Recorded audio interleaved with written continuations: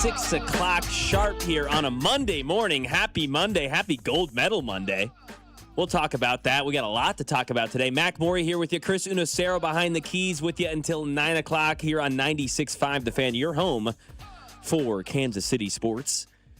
We've got Chiefs news. Some more Tyreek Hill rumors are out there. So get ready for that, Chris. We're going to have to discuss the cheetah again. We'll discuss hockey and yesterday, what that was. What an incredible start to a Sunday morning. All for morning games. Maybe if we start at 8, not 7. But either way, loved that. That was intense. We'll talk about what that means and what that could be for this country. Mike Dano was cut. We'll discuss cap space in general maybe a little bit later and just kind of how the Chiefs are managing this offseason, where they're going. This is the week of the Combine, and I've got none other than Chris Unacero on here with me, who is all things Chiefs concerns, character concerns with Jay Binkley, talking Chiefs and Chiefs draft. So we'll get your thoughts on that, Chris, obviously. And running back market was kind of set with Javonte Williams, what that could be. And then the biggest story, baby, we'll start with it. It's Darren Peterson. Again, I started with it last week, and here we are yet again. KU and Darren Peterson take on Houston. Kelvin Sampson in Houston. They have lost 2 in a row. They haven't lost 3 in a row since 2017. There's a bunch at stake tonight. Before we get to Darren Peterson, because I feel bad. KU is a great basketball team. Like, I feel so bad. Melvin Council, Trey White, these guys got to be going, damn, dude. Like, we ball. Like, we beat Arizona the next day. First take, so no, Darren Peterson. I'd be like, damn it. Come on. Bryson Tiller, I'm a rookie. I'm a freshman. I had a pretty damn good game as well. So, lots at stake tonight. Houston hasn't lost 3 straight since 2017. Kelvin Sampson could be the first coach to win 2 games over Bill Self in Allen Fieldhouse. What? That is nuts. It is. It's very rare seeing anyone you could even remotely kind of say has Bill Self's number, especially in Lawrence. Remotely, because like no one really has Bill Self's number. But like to even say like anyone could remotely have it is definitely weird when you just kind of consider the whole entirety of his career there. It's absolutely nuts. I mean, seriously, he's been there forever and now literally has not lost twice to one coach in Allen Fieldhouse ever. Kelvin Sampson, the chance to do that tonight. 40-0 in Allen Fieldhouse is KU on Big Monday under Bill Self. We knew that stat because that was in jeopardy, right, against Arizona. Without Darren Peterson, he decides, I can't do it. They win anyways, right? KU hasn't lost back-to-back games in Allen Fieldhouse since 1988 and 1989. Like, it's utterly absurd, and it's obscene. There's not the words to describe how absurd this is. KU 138-24 following a loss in the Self era. So a lot on the line tonight besides Darren Peterson, and I want to get your thoughts on the KU game tonight, on Darren Peterson tonight. How much is he playing? Is he going to play well? 913-586-7965 is the Jay Southland Tow Service text line, 913-586-7965. We're also streaming Twitter, Twitch, Facebook, Instagram, all those things. We are live on the Fan 965. You can find us and watch our pretty faces talk about these wonderful things. You're a pretty face. I'm not on the camera. No, absolutely not. I was thinking of you when I said it. I changed out of my work attire. I'm in a hoodie and some sweatpants. Yeah, the hoodie's pretty gross. Ugly hoodie, Chris. It's because you're a Tennessee fan. Ugly I'm hoodie. a Florida guy. Everything that Florida has is beautiful and immaculate. Yeah, sure. I'm not a fan of that Tennessee orange. I'm glad I did not pick that team when I was deciding what college team I was going to root for. How did you end up on Florida? So I always, obviously I'm from Kansas City. Yeah. And so it's like, it doesn't make sense geographically because it was funny. It's like the first game I ever watched for college football was Mizzou and Iowa State. So you'd think as a kid growing up in South Kansas City on the Missouri side, I would be a Mizzou guy. Yeah. But I was not because I always liked the teams that had unique nicknames. So, the only team that didn't have a unique nickname that I liked was K-State because they had cool colors. Very good colors. Mind you, I'm 6 years old. So yeah, you're going off colors, mascots. Yeah, so it was like, who has the cool one? And so it was like the Fighting Irish. It was the Texas A&M Aggies. It was Loved A&M. I was an Aggie guy. Yeah. Yeah, it was like that. It was the Nittany Lions. It was teams like that. That makes sense. Yeah, so it was like the Gator. Yeah, the San Diego State Aztecs. Like it was teams like that had cool nicknames. And then, I watched the Gators. Not only did they have cool uniforms, cool nickname, but they were also really good. They were really fun to watch. Yeah, they were awesome. Yeah, they were awesome. So like you watch them in the mid to late 90s, it's like, okay, this team's got everything. It was kind of That's fair. It came down to 3 schools. It came down to Florida, it came down to Notre Dame, and it came down to Kansas State. And I had to make a choice. This is like signing day. Yeah, it was 7-year-old like Chris that. Unacero going to the table. And then eventually, when I was 7 years old, I picked up the Gators hat and I put it on. And I was like, "That's my team." So, well, I respect you sticking with it. That's the thing. You stuck. That is your team. You decided, and now it still is. Very quickly worked out for me. They won the national title in '96. Oh well, there you go. Yeah. And then after that, you in '06 and then in '08, they win 2 national titles those years. In between those years, you had a Heisman Trophy winner in Tebow. So it ended up working out well for me. Yeah, it's not bad. It has not worked out that well for me for Tennessee. Yeah. So, Peyton Manning. I didn't. I mean, I was born in 98. Oh, yeah. I was born in 98, and by that time... That was before you were born? Technically, they won before I was born. Yeah, they did. Yeah, they did, I was born a couple months later. Yeah, so that is the case. That's rough. And I wasn't even born... This is, we're getting off topic, but it's okay. I wasn't even born a Tennessee fan because I was born here in Kansas City, raised a Chiefs fan. Didn't really have a team. My dad went to the University of Texas. Mom was a Missouri fan. Supported Missouri, but wasn't crazy about him. And so I decided getting to sports at about the same time, 6, 7, 8 years old, in that range. You're like, okay, I'm choosing a team. Screw it. I'm going to rival my dad, Gig 'em Aggies. So I was an Aggies fan from 7 years old to 18, 19 years old, really probably 20. And then I was at the University of Tennessee for 2 years, and it kind of finally was like, all right, I'm going to go Vols. I'm here. And you just settled on the Vols because you went there? I went there, man. I was a part of that culture. I was going to those games. I went to Mizzou, and I didn't change. I know. I was weak, dude. I went to Mizzou during the Tebow days, and they hated me there. I support A&M, but when it's A&M Tennessee, most often I'm probably going for the Vols now, which does hurt because I was Alex Caruso. I was I'm blanking on a couple of names. DJ Turner, I believe, was one. Obviously, DeAndre Jordan. There's a couple of guys there that I really remember rooting on hard in college basketball those days. And then, of course, the Myles Garretts and all those guys for the football team were great. But Johnny Manziel took my shirt off when he won the Heisman. The whole deal, right? So we have our stories as sports fans. KU's been on a ride as sports fans, right? They don't know how to be pleased with this team. Because as I mentioned, this is a good basketball team. This is a great basketball team. This is a team I believe is easy second round, probably Sweet 16 without Darren Peterson. I think they're a national title contender, no doubt, with him and them playing cohesively. Now, that is the key.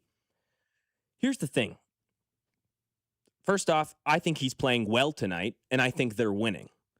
I think KU in Allen Fieldhouse, Bill Self, they're going to win this game, and I think Darren Peterson's going to be a large part of it. Last week, I think Dusty set the over-under before whichever game it was last week that he sat out before the maybe it was the Oklahoma State game, whichever it was, 24 and a half minutes. Dusty set as the over-under. I think that's probably a pretty good over-under. I'd set that again tonight, and I'd take the over on him playing that. I think he's going to play a full game, and I think he's going to be a large part of them being productive. It's hilarious how we're talking about whether or not he's going to play a full game. Not the star player for KU's basketball team is going to play the full game. Hey, I think we're doing over-unders on how many minutes this guy's going to play. I know. Well, yeah. Hey, guys, the projected number 1 overall pick in the NBA draft, I think he's going to play tonight.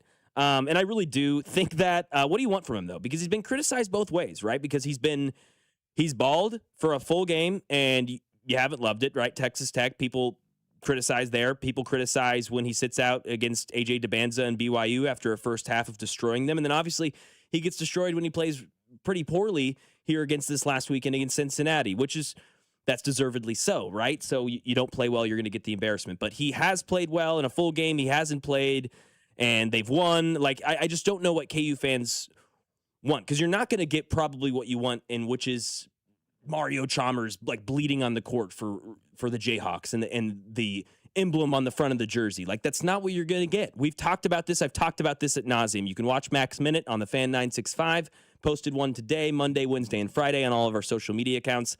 I've talked a lot about Darren Peterson, how I believe he's playing the game of college basketball. You can be mad at the sport. You shouldn't be mad at the athlete. I truthfully believe that. I believe he has a privilege with how good he has been and has showcased that he's been able to do this. Now, That privilege is obviously coming to an end. Bill Simmons, other people are starting to talk nationally about Darren Peterson regularly.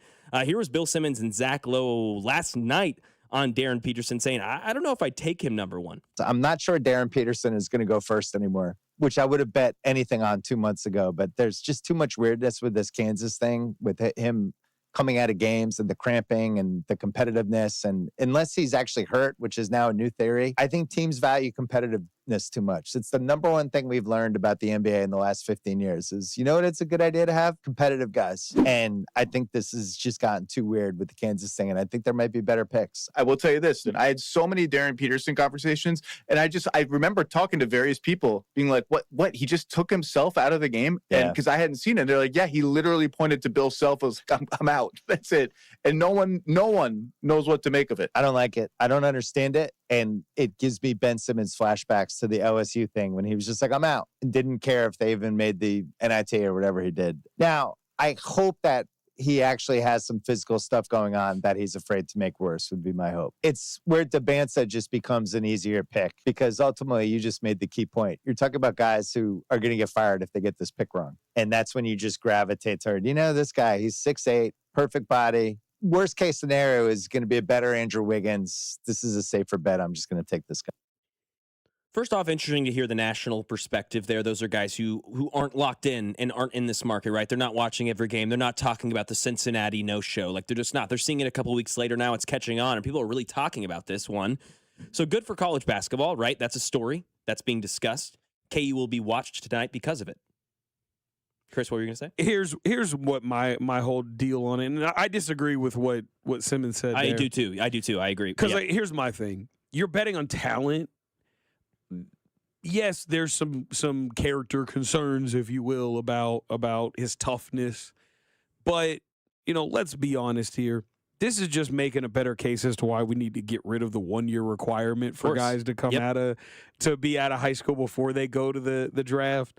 Because, let's be honest here. Do we think he'd be doing this if maybe he would be doing this if he were in the league because there isn't an urgency for whoever drafts him to play him immediately, because he's not going to change your franchise the first year he's there. There's a huge learning curve between whatever level you were at before and then getting to the NBA. Yeah. It usually takes guys 3-4 years to really get acclimated.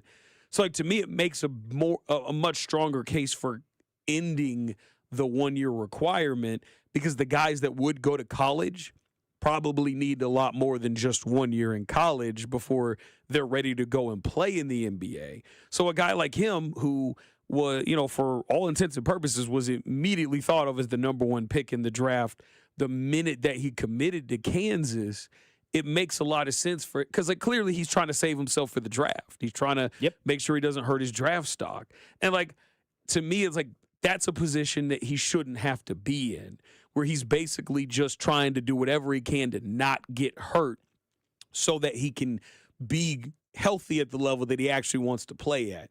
And so I don't think it's fair to the player, and I don't think it's fair to the school either, because look, KU is going to go out there and try to get the best players that they possibly can. Of course, that's their job. That's their job. It's Bill Self's job. Get the best players you can. But, you're going to get burned sometimes with that, because these kids have a major financial incentive to not do everything they can and put everything on the line for their school, because it's not a long-term solution, and they don't need to be there other than the fact that there's a 1-year requirement. So this is a kind of a lose-lose situation for both sides. And so I can sympathize with him, and I can sympathize with KU and Bill Self, because it's a bad situation all around that is easily preventable, I think. Yeah, and I mean, I've said that for years, right? 2 years in college, and you can come out straight out of high school. That's what I believe. Darren Peterson could have came at 18 years old. He could be playing the NBA right now if he wanted to. He's good enough.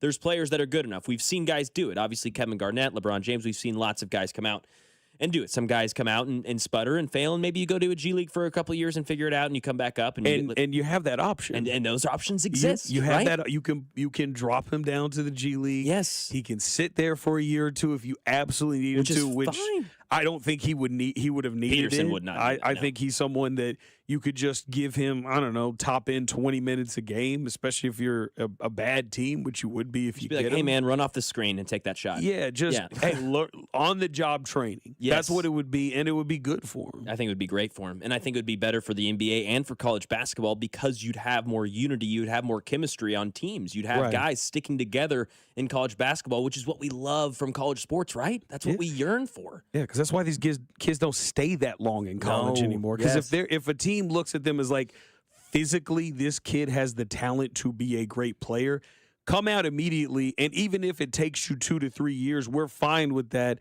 because we're going to suck anyways. Yeah. So let's just bring you in and we'll develop you on our own time because, like, most of these college coaches don't do a good enough job of preparing these guys to play NBA ball because it's hard to simulate NBA-style ball in college because you just don't have the athletes spread throughout that can play at that level. So that's the reason why it just makes a lot of sense to get rid of that rule, and it would be a win-win situation for schools and for the players. 100% agree, and I think Bill Simmons is falling into that recency bias thing that we thought. I talked about it in the video that I posted today on the socials at the Fan 965 today. Just recency bias in sports can get us so much, right? Like, he's living in the now, like, I wouldn't take him. Like, we will not, and this has been my steadfast take throughout the season, we are not going to give a rip when, because I believe he will, when he plays those March Madness tournament games and they win and he looks good. Yeah, if he looks not awesome, be the story. If he looks awesome in those games and doesn't get hurt, no one's going to be talking about all the other stuff because they're going to be like, okay, yeah, now we see it. But remember, he didn't play well February 21st against Cincinnati. Yeah, dude, no one cares. Literally no one gives a rip, and a lot of people are going to absolutely forget about that because I believe that's what will happen. I think right now, if you're a Kansas fan, and honestly, not a Kansas fan personally, so I get to just kind of be like, all right, is he playing tonight? Is he not? And have fun with it. He is the character that is in every episode, right? He's Jean-Ralphio on Parks and Rec, which is like one of the best, is he going to be here? Is he not going to be here? Characters, the side characters in a TV show ever. That's Darren Peterson right now. That's just what it is. He's the best scorer in the country, and he's going to be the number 1 overall pick in my mind. What else is number 1 is the United States in hockey, both in men's and women's. Sorry, Canada. Sucks to suck. That's got to be tough. That would be like if the United States, both men and women, getting swept like that in the Olympics and basketball. And basketball, that's our closest. Not even basketball because that's like hockey is their number 1 sport, and basketball's our number 2 sport. At best, like right? it'd be like if they had like actual contact football, and then we lose somehow. We lose in that to another country. That would be the only sort of comparison because even basketball, right? Like that, basketball is big, and we talk about it be the lead for the next couple of days. But hockey, I mean, that is their life. That is their culture. That is what they do. That's over their there. football. That's their football. That's their football. So it'd be pretty embarrassing. Yeah, it is pretty embarrassing. It's embarrassing to be second in the sport that you love the most. We'll talk about it. We'll talk about what it means here in the United States. And we'll listen back to some of those great calls. Man, Kenny Albert had it going on. You're listening to After Hours with Chris Unacero, myself, Mac Morey, here locked in with you until 9 o'clock. Stay with us. 96.5 The Fan, your home for Kansas City sports. You're listening to After Hours, brought to you by AB May. Trust AB May to keep your home warm. For 0% interest for 72 months on select heating and cooling systems, call 913-732-9993 today. This is your home for Kansas City sports. 96.5 The Fan. Ever wanted to go to the NBA Finals? Well, now's your chance, courtesy of FanDuel. All you have to do is use your profit boost on an NBA future, and you'll be entered for a shot to win an NBA Finals trip for 2. NBA futures let you lock in your pick for who you think is going to go all the way, whether it's a team to win the championship or a conference title, a tight race in the East or a race in the Western Conference. Maybe you want to look at some of the futures now post-trade deadline. Did Cleveland sell you with the James Harden trade that you should be making a bet on them to win the Eastern Conference? Visit FanDuel.com/local to get started. Play your game with FanDuel, official sports betting partner of the NBA and 96.5 The Fan. 21 and present in Missouri.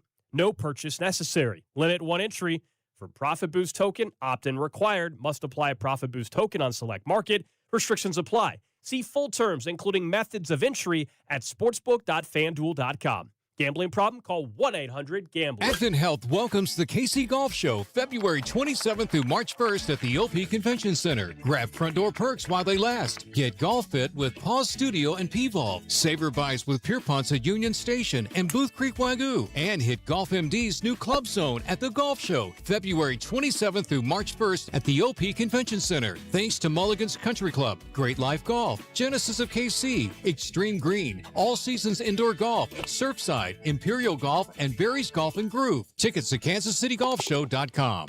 Don't let winter catch you off guard. Keep your family cozy with a $69 heating system tune-up from Hamilton Plumbing, Heating, AC, and Rooter. We have pros available 7 days a week to keep your system running at peak efficiency, helping prevent costly breakdowns, lower energy bills, and keep your home warm all winter long. Over 40 years experience and more than 8,000 five-star reviews are great reasons to trust Hamilton. Visit callhamilton.com/radio for details, terms, and conditions. License number 2025-11121. Man, if your stream isn't as strong as it used to be, or you're taking more breaks to the bathroom than the last 2 minutes of a televised football game, There's another timeout. We'll be back after this. it's time to get checked. An enlarged prostate, or BPH, could be the cause. And Kansas City Urology Care is here to help. Fast answers, trusted care. Don't wait. Come see Kansas City's largest, most experienced, and most advanced urology team. Visit kcuc.com today. At KCUC, you see the best in KC. We all hear the radio ads about the IRS. They tell you to be afraid, to be scared, and they try to frighten you into calling. I'm not here to do that. Tax Relief Advocates is different. TRA is here to tell you that if you owe money to the IRS, whether it's $5,000, $50,000, or $500,000, we have a solution. It doesn't matter if you're sitting in your car, at work, or with your kids. No matter where you are, call now. 800-575-9834.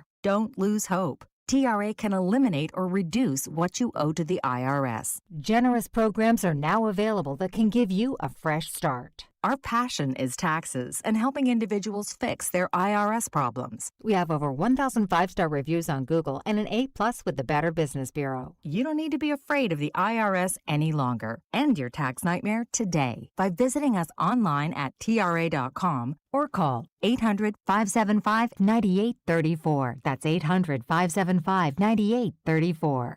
Tax Relief Advocates. Real solutions for real people. Tonight, expect a mostly clear night with a low of 26. Weather brought to you by Staples. Staples has hot deals and low prices on everything for your business, like up to $125 off your print order. Ends 4/18. Exclusions apply. Visit staples.com/print for details. Football season is officially over, but the offseason is just beginning, and 96.5 The Fan will be there every step of the way. We'll have people at the Combine in Indianapolis. We'll be at Arrowhead during free agency. And yes, we'll be live in Pittsburgh for the NFL Draft in April. One of the biggest offseasons in recent history is underway, and there's only one station you need to listen to, right here on your home for Chiefs football. 96.5 The Fan. Unbelievable game by Hellebuck. He was our best player tonight by a mile. Unbelievable game. Hellebuck. So every puck, 100 shots is not enough. We own the sport. That is so tough. He's on his head. He's Hellebuck. When we are old and stories told, how we enroll, Olympic gold. We'll talk of you, gold and gold. But one thing needs to be known. Hellebuck, so every puck, 100 shots is not enough. Yes. We own the sport. Connor Hellebuck, and now U.S. legend. Him and Jack Hughes, their names will and should be remembered as many others on that wonderful now gold medal U.S. hockey team, men's and women's. You're listening to the 96.5 The Fan, your home for Kansas City sports. This is After Hours, here with you until 9 o'clock. Chris Unacero on the keys running the show, and Mac Morey, myself, here with you for the next couple of hours. What an amazing game. What an amazing game. Goes to overtime. I mean, expected goals, 5.9, I believe, for Canada, 1.8 or something for the United States. Like, it was such an amazing performance from Hellebuck. 42 shots on goal, 41 saves for him. That stick save, he was just everywhere on his head, as the song said. So good. And then you've got the call of the goal itself. Watch up behind the net. And it's Werenski. Now Jack Hughes puts it around McCarr. United States with numbers. Back across it comes. Jack Hughes wins it. The golden goal for the United States. For the first time since the 1980 miracle, the United States takes the gold. Jack Hughes beating Jordan Bennington. And then cue Freebird. I mean, and just cue the goosebumps. What's the song if Canada wins? They had Freebird ready to go. What's their song? What do they got going? Don't ask me anything hockey related. I'm gonna keep it a buck. I watch maybe 10 minutes of hockey that's a fair. year. That's okay. I've already Not the biggest hockey guy. I've exceeded my 10 minutes of hockey watching with the Olympics this year. So you're out on the NHL playoffs. You've exceeded your 10 minutes. And it's funny. It's like I like the Golden Knights. Yeah, but like I don't really watch. Like I watched when they went on their Stanley Cup run a few years ago. I watched that. Yeah, that was some fun. of that. No, I get that. That was fun. But no, I don't really watch a lot of hockey. So like I didn't realize that Halibut was the goalie until you started bringing up the stats. I was like, oh, he's the goalie. I got it. Sweet. Got it. Okay, cool. Well, there you go. I guess I should have explained. I will say this. I am very happy that we were able to get that, so gold awesome. medal. That's really cool. It's always really cool seeing the United States dominated sports. Bragging rights. That are not like super popular here, but are very popular in other countries where, there's like major expectations. So like that was cool to see. And, seeing both, because like I did watch the women's gold medal game on Thursday, and that was really fun to watch. And it was really cool seeing the 3-on-3 in overtime like that. I think it was really cool just getting to see all the different athletic showcases in the Olympics. Dude, Seeing all the different athletes who are in sports that, for the most part, are not very popular or popular at all here. Yeah. And see them go out there and kind of see their dreams achieved. So, yeah, that was awesome. And I did not know that the United States had not won gold in hockey since 1980. So that is a cool in men's hockey. So like that's a cool stat. And it was definitely nice to have that sort of history happen. Exactly, and it was on the anniversary of the 1980 game that we won yesterday.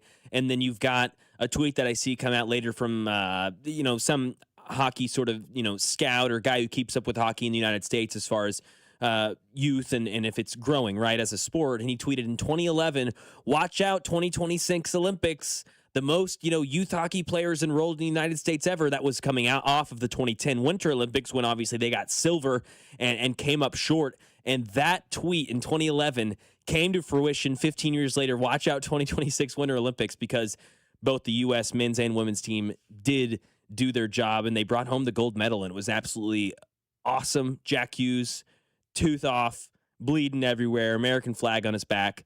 That picture will live in infamy, and Canada, you should be feeling it. You played better. You had that game. I can't remember who was McKinnon or someone. I mean, wide open left side. I mean, Hellebuck was completely on the other side, back to him, and I mean, he makes that goal 99 out of 100 times. So are they? Do you think if are they melting down like we would hear the men's national basketball team didn't win gold? They're having like big picture discussions right now. Like, what does this mean for hockey? Like, we are in a different way, but they're like, are we done? Is this the end of our reign? Like, what do we do to get back? Like, we're having in basketball when France is like looking good. They're like, what do we need to do to get our basketball players better? This is like when the United States won bronze in FIBA in 06. It was like, all right, well, we're getting this together. This isn't happening. I was like, okay, we actually need our guys to come in and actually play seriously. Yeah, we need to give a rip. Except we can't have Carmelo taking 20 shots a game. Exactly. Let's get a good try. coach. Let's actually care about this. Let's practice. The difference is Canada's doing that already, and they lost. So that's the difference right here now. I get this from the 913. Sadly, there will always be an asterisk because Russia was not in it. And I absolutely disagree. They will be back in it in 2030. I believe they'll be in the 2028 Summer Olympics. We'll see, as long as they stop cheating and all of those other things. Maybe stop breaking the rules and doing all that other stuff outside of that. I don't care. You would be in it. No, ain't no asterisk. They very much deserve to not be. Yeah, so exactly. It is what it is. So that's not going to be it. It is what it is, and that's it. It was an historic run. Fantastic on the penalty kill throughout the whole tournament. Do you think hockey would work in Kansas City? Yeah, I think it would. I think so too. I think there is enough of an audience of people that I don't know if it would. I don't think it would be like popular like Royals baseball is or like the Chiefs are, and definitely not the Chiefs. But I do think there would be an audience for it that they would be, and especially if the team was good. Like, people would get into it. Like, it's always fun having a good sports team in your town. So, yeah, absolutely. If there was a good hockey team here, good NHL team here, absolutely, I think the fans would support it. I think people would rally around it. I really do. I think this is this community especially. Like, I think the NBA would do well here for me personally. I don't know about the rest of Kansas City, but I think they would absolutely get around hockey. I was skeptical about the NBA for the longest time. But what's funny is I went to was it Wolves and Heat like a decade ago, preseason game at T-Mobile. Yeah, when they used to do that. Yeah, they used to do those preseason, and you have all the KU players on those teams, and like I was always skeptical, like I don't think the NBA would work here. I think it would, because I think a lot of the people here who are like, man, college basketball is better, they only say that because we don't have an NBA team. But if we had an NBA team, and especially if like one of those kids in one of the local schools gets drafted here and is really good, oh yeah, they'd show up. They'd show up for the team for sure. I do think the NBA would work. I mean, basketball was created here. I've been pining. Huge Boston Celtics fan, but I would absolutely be a KC whatever fan right as they got here. I mean, I'm a Suns fan, so it'd be tough. It'd be tough for me to just immediately throw. But they would be like at the very minimum a 1A. It would be a 1A, 1B, 1A, 1B sort of thing. I wouldn't just leave my guy Tatum and Brown. I'm not dropping the Suns and me. Yeah, but exactly. Right? I definitely root for the Kansas City team. Oh, dude, I would be at that first game. It would be awesome. 816. I always kind of figured this was a basketball town. Do you think the swings KC towards winning hockey over basketball if that scenario comes? No, I don't know. No, hockey, like, if you have the option between hockey and basketball, and you're not, like, in Minnesota or one of the northern cities, you're going to take basketball every time, because basketball is just more popular than hockey is. I mean, you would think so, especially here in Kansas. I mean, the Midwest. Like, I remember personally moving to Tennessee, like, how different it was, basketball, football, the culture, like, from going to Blue Valley North, where, like, we were talking about basketball. We were excited about Friday night basketball. And then going to Tennessee, where it was like, basketball. Yeah, football. No, football. Well, football, We are Friday Night Lights. That is what it is. And basketball, that is it here, dude. So I agree with you. I think it would work here. I do think we will see a little more movement, an uptick nationally as far as watching hockey. I think that could leak into the Stanley Cup playoffs this year. And who knows, maybe that starts a movement for the next years to come. We'll talk about hockey later on in the show and how I think that hockey?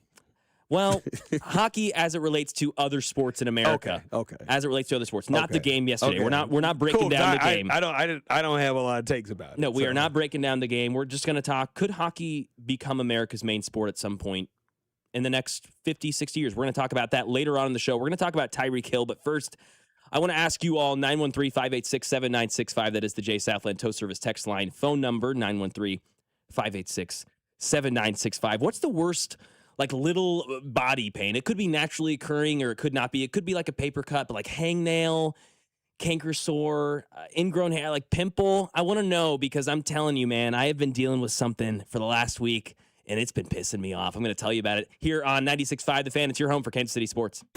You're listening to After Hours, brought to you by A.B. May. Trust A.B. May to keep your home warm. For 0% interest for 72 months on select heating and cooling systems, call 913-732-9993 today. This is your home for Kansas City sports. 96.5 The Fan. We all hear the radio ads about the IRS. They tell you to be afraid, to be scared, and they try to frighten you into calling. I'm not here to do that. Tax Relief Advocates is different. TRA is here to tell you that if you owe money to the IRS, whether it's $5,000, $50,000, or $500,000, we have a solution. It doesn't matter if you're sitting in your car, at work, or with your kids. No matter where you are, call now. 800-575-6986. Don't lose hope. TRA can eliminate or reduce what you owe to the IRS. Generous programs are now available that can give you a fresh start. Our passion is taxes and helping individuals fix their IRS problems. We have over 1,000 5-star reviews on Google and an A+ with the Better Business Bureau. You don't online at TRA.com or call 800-575-6986. That's 800-575-6986. Tax Relief Advocates. Real solutions for real people. At Liberty Mutual, we love helping people with things like customizing car insurance, just like how we customize a song for you. Catered country tune. Liberty Mutual, saving you bucks by protecting your truck. 'Cause Purdy told me to only pay for what I need. Thank you, Limu. I'll always trust in Limu with Liberty, Liberty, Liberty, Liberty. DQ presents the Spicy Menu. For a limited time, try the new Flamethrower Chicken Strip Basket for $6.99 with spicy, bold strips that heat you up. Served with a side of famous DQ soft serve as a dip to cool you down. That's right, dip those spicy chicken strips right into soft serve. Plus fries and toast, all for just $6.99. And add a new pineapple lemonade sparkler or cooler made with tahini. It's the limited time only Spicy Menu. Get it delivered in the DQ app. Happy tastes good. Participation may vary. Staples presents That Was Easy. So I opened a restaurant and needed everything. Menus, signage, catering brochures. Everything and then some. I went to Staples. They printed it all and even suggested takeout menus. One money pit with a side of fries. But now at Staples, you get up to $125 off custom print orders. $125 off. Now you're cooking. Brand your business in a big way at Staples. That was easy. Shop Staples in store, online, or in the app by 4/4 to unlock. Exclusions apply. Visit staples.com/print for details. That sound? Yeah, that's not a good sign. Hey, it's Drew Brees. And when your car starts making noises like that, a big repair bill might be coming right at you. But with CarShield, you don't have to fear unexpected breakdowns. CarShield helps protect you from expensive auto repairs. I spent my career making tough calls, but this one is simple. Visit carshield.com now and join the team that's helped millions of drivers save. Coverage varies by plan. View contracts and exclusions at carshield.com.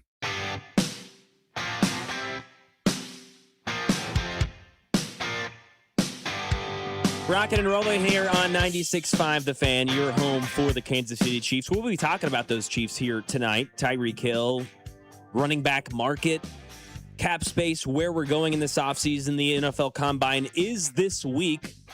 And, of course, we'll have Matt McMullen, Mitch Holthus, voice of the Kansas City Chiefs, and, of course, Nate Taylor, ESPN Chiefs beat writer, on throughout the week on Fesco and Dusty, Cody and Gold, and The Drive with Carrington Harrison. Twitter, Twitch, Facebook, The Fan 965. And you can be talking to us on the text line, 913-586-7965. That is the J. Southland Tow Service text line, 913-586-7965. So I teased before we went to break, Chris Unacero, Mac Morey with you until 9 o'clock.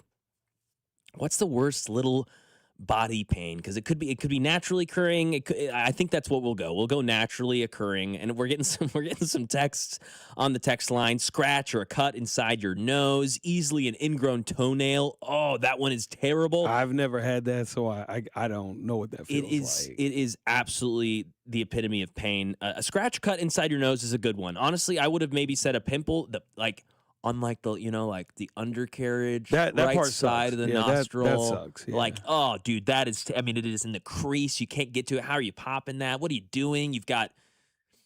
I don't even want to talk about where the pus is in creases that they shouldn't be. Right. This is just so many nasty things are happening. We're getting lots of texts about now the groin area, which I didn't even foresee. Chafing is up there. Chafing's a really, that's a good answer that I did not think about. But I'll tell you, I've been dealing with, this is literally the first day it's actually not painful. It started last Sunday, a canker sore on the bottom of my mouth, like where that, like, I don't even know how to describe the anatomy of this, but like, the connecting part of your bottom lip to your like chin, to the rest of your face. I know what I'm talking about? I know what you're talking like about. On the connector, on the bottom of your lip, canker sore right there. And I mean, every time I move my nose, every time I itch, every time I just like wipe my face with a napkin. I mean, it has been a constant reminder every time I do anything. I hate it. I'm so over it. And this is the first day I've been relieved of some sort of this pain.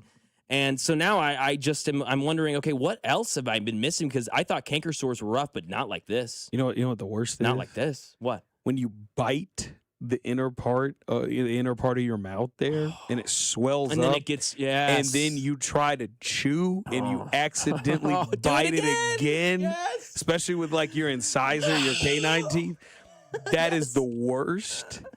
You're like, no, damn it. Yeah, and you do it a few times Oh, over dude, a few days, and you 100%. start chewing it raw. It's terrible. Oh, it's absolutely, yeah. And then now you're overcompensating. Now Right, all the yeah. sides. Now all you're the just food. eating on the other side of the Yes, mouth, all and on you're the being left extra side. careful. And to me, that's the worst. That's a great one. That's a great one too. I mean, that happens to me. That's the most enraged I get. I get more enraged with that than this canker sore. I get pissed from that. I get pissed, dude, because the canker sore has just been a constant annoyance. And your boy's got allergies, so I'm like, blowing my nose, I'm itching my nose, and I didn't realize that's what's crazy too. I remember I hurt it's like, dang, I guess this part of everything's connected, right? So you're just moving this, and all of your face moving. It's really ticking me off. I'm getting some more text here on the text line. Can't read that 1816. Ingrown hair on the you know what? Yeah, man, absolutely. Absolutely down there. That's rough. That's rough. Chafing in the groin area with a full day of walking ahead of you. Oh, dude. Yeah, I'll be looking like a cowboy who just rode a horse for 12 straight hours, that sort of thing. I'll be walking like that. Yeah, That's how bad it is any for sort me. of chafing is miserable. It is absolutely miserable. Absolutely miserable. Yeah, I would say I would rank the canker sore above these. A pimple in your ear. I didn't mention the ear. Yeah, the nose is one too, but the ear is so bad. Bite your tongue. If you bite your tongue like you're ripping into beef jerky, that pisses me off. I mean, it is not biting your tongue. At least for me, you can get over that one. And usually, if you do it once, it doesn't double up like that often.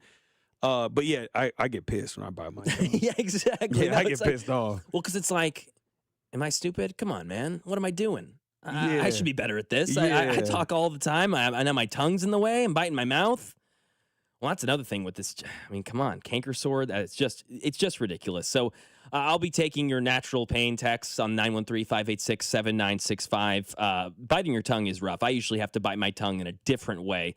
I may have to do that on this topic as well. Tyreek Hill, I was starting to maybe feel like, oh, that could be somewhere where I'm leaning, and now I'm kind of vehemently against it. I'm going to tell you why. I think the Chiefs have a lot of things to change. I don't think Tyreek Hill can be a part of that.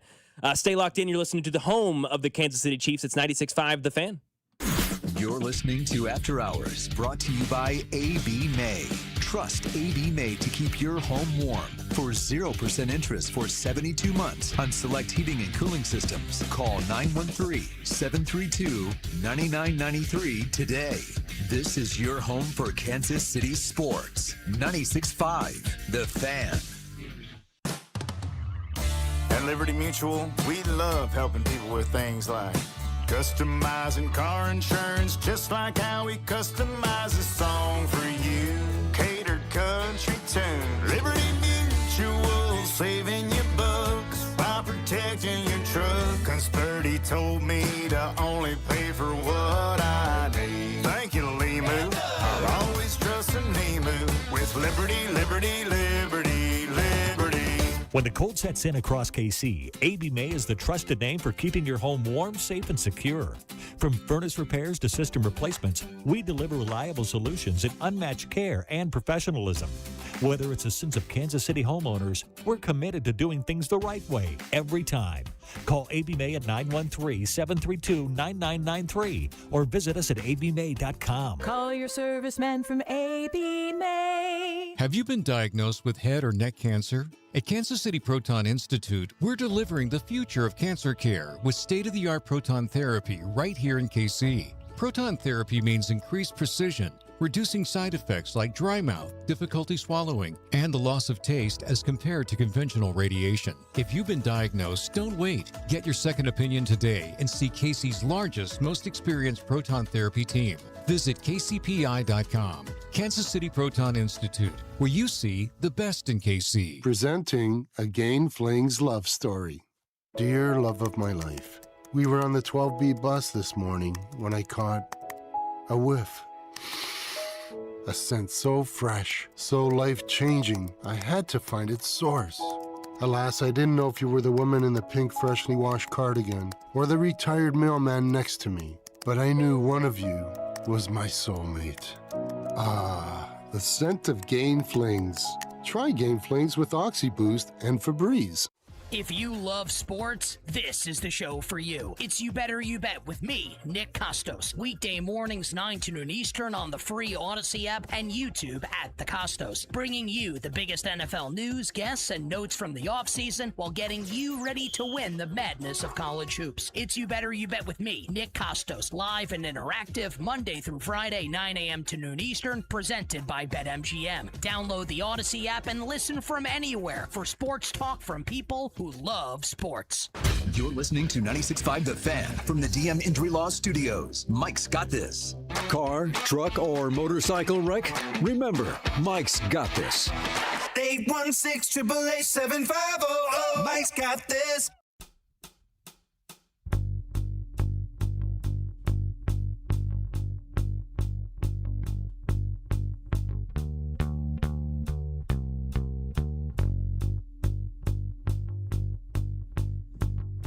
.96.5 The Fan, your home for Kansas City sports. This is After Hours, 6:45 right now here on a Monday night. Live with you until 9 p.m. Chris Unacero, Mac Morey with you here for the next 2 hours in change. We were talking natural body pains, biting your lip. I had the canker sore down in the middle of my mouth, which was absolutely just infuriating. Biting your tongue. Pimple in the ear, pimple in the nose, all those sorts of things. 913 is a fellow big back. The chafing is indeed the worst. 816, wisdom teeth pushing through. There's a bunch of them. 913-586-7965. Keep texting those in and keep texting in your opinions as well on Tyreek Hill because there was more news on that front again today. I say news, it's really more of a rumor. Yahoo Sports tweeted today that the Chiefs plan to, quote, keep tabs on free agent wide receiver Tyreek Hill as he works his way back from a major knee injury.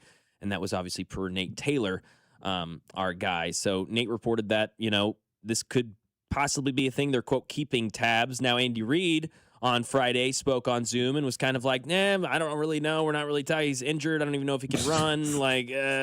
Okay. So now they're keeping tabs on him. I'm just kind of confused. And I was at first okay, this Rashee Rice situation and all the allegations towards him, who knows where that's going to go. At least right now, Nate Taylor was on Fesco and Dusty last week. He said double-digit suspension kind of seems like that's in the works. So if that's the case, then okay, you really have two wide receivers on this team as we speak right now, right? Xavier Worthy, Jalen Royals. So it's okay, it starts to make sense. There's chemistry there. But then I'm like, no, this team shouldn't want him. And forget the age, forget the injuries, forget the personal stuff, all the reasons that we already probably should maybe be second-guessing this decision. But he's not what the team needs right now. The team needs to get younger. This team needs to find someone who can be a part of the change for the Chiefs because this team has a lot of things to be different next year. There's a lot of things to change. And what are your top changes for the Chiefs? I ask you, 913-586-7965. And I don't mean, changes in the roster. Yeah, we need a running back. Yeah, we need linebackers. Yeah, there's lots of roster changes we could talk about. I'm talking about big philosophical, generalizations, big changes here. What are the top changes for the Chiefs? Number one, in my mind, youth and speed on the defense. This defense was slow on all facets, and I didn't think that they were able to get the QB. We could talk about defensive line, but I think the secondary linebackers struggled to get sideline to sideline other than Drew Tranquill, who may not be on this team next year. That's number one. Number two, schematic philosophical changes on offense. We need go-to plays. And that's some personnel based, but also that's Andy Reid based, right? That's getting guys open. That's scheming things easy, not just some mesh routes that are basic every single time you have a go-to play. Number three, an identity on offense just in general would be my thing because I ask you guys and I ask you, Chris, when was the last time this team had an identity on offense? I mean, I think they have an identity. It's just not a good one. Their identity is we're going to just throw a bunch of short passes and hopefully you respect it enough that you come up in coverage and then we can bomb it down the field. it just doesn't work because no one respects their ability to actually kill you with this death by 1,000 cuts offense. And execution of this offense has gone downhill because they're relying on unreliable people. And that's been their biggest problem often. And they don't run the football well. And that's, that in combination with the fact that their passing game is degraded because talent has not been there has been really the reason why, even though they do have an identity, it's not a very good one. See, I get what you're saying, and I think that was partially the identity. I think that is kind of what's left over after the erosion of their last identity, which was like the Legion of Zoom. I felt like they had that, and they never really kind of reset. They traded Tyreek Hill. That defense got souped up in the 2022 draft, and that kind of became the identity of the team. But the offense never really found themselves. So Mahomes save us. So they did have an identity in 22, which You're right, was 23. Yes, we're gonna 23. In 22 they went. They changed. Yes, I'm speaking after 22 is kind of where. Yeah, you're right. 22. You're right. That's because fair. like they changed their offense up. That was his MVP. They were like, year. we're gonna play bigger. We're gonna play more like 12, 13 personnel. And we're going to throw out of this. Yep. And because all these teams are playing nickel now as their base defense, we're going to have mismatches against you because we're going to have bigger targets because we have multiple tight ends on the field now. We have bigger targets, and you're not going to be able to cover our guys. And, in addition to that, they ran the football a hell of a lot better in 22 than they have since then.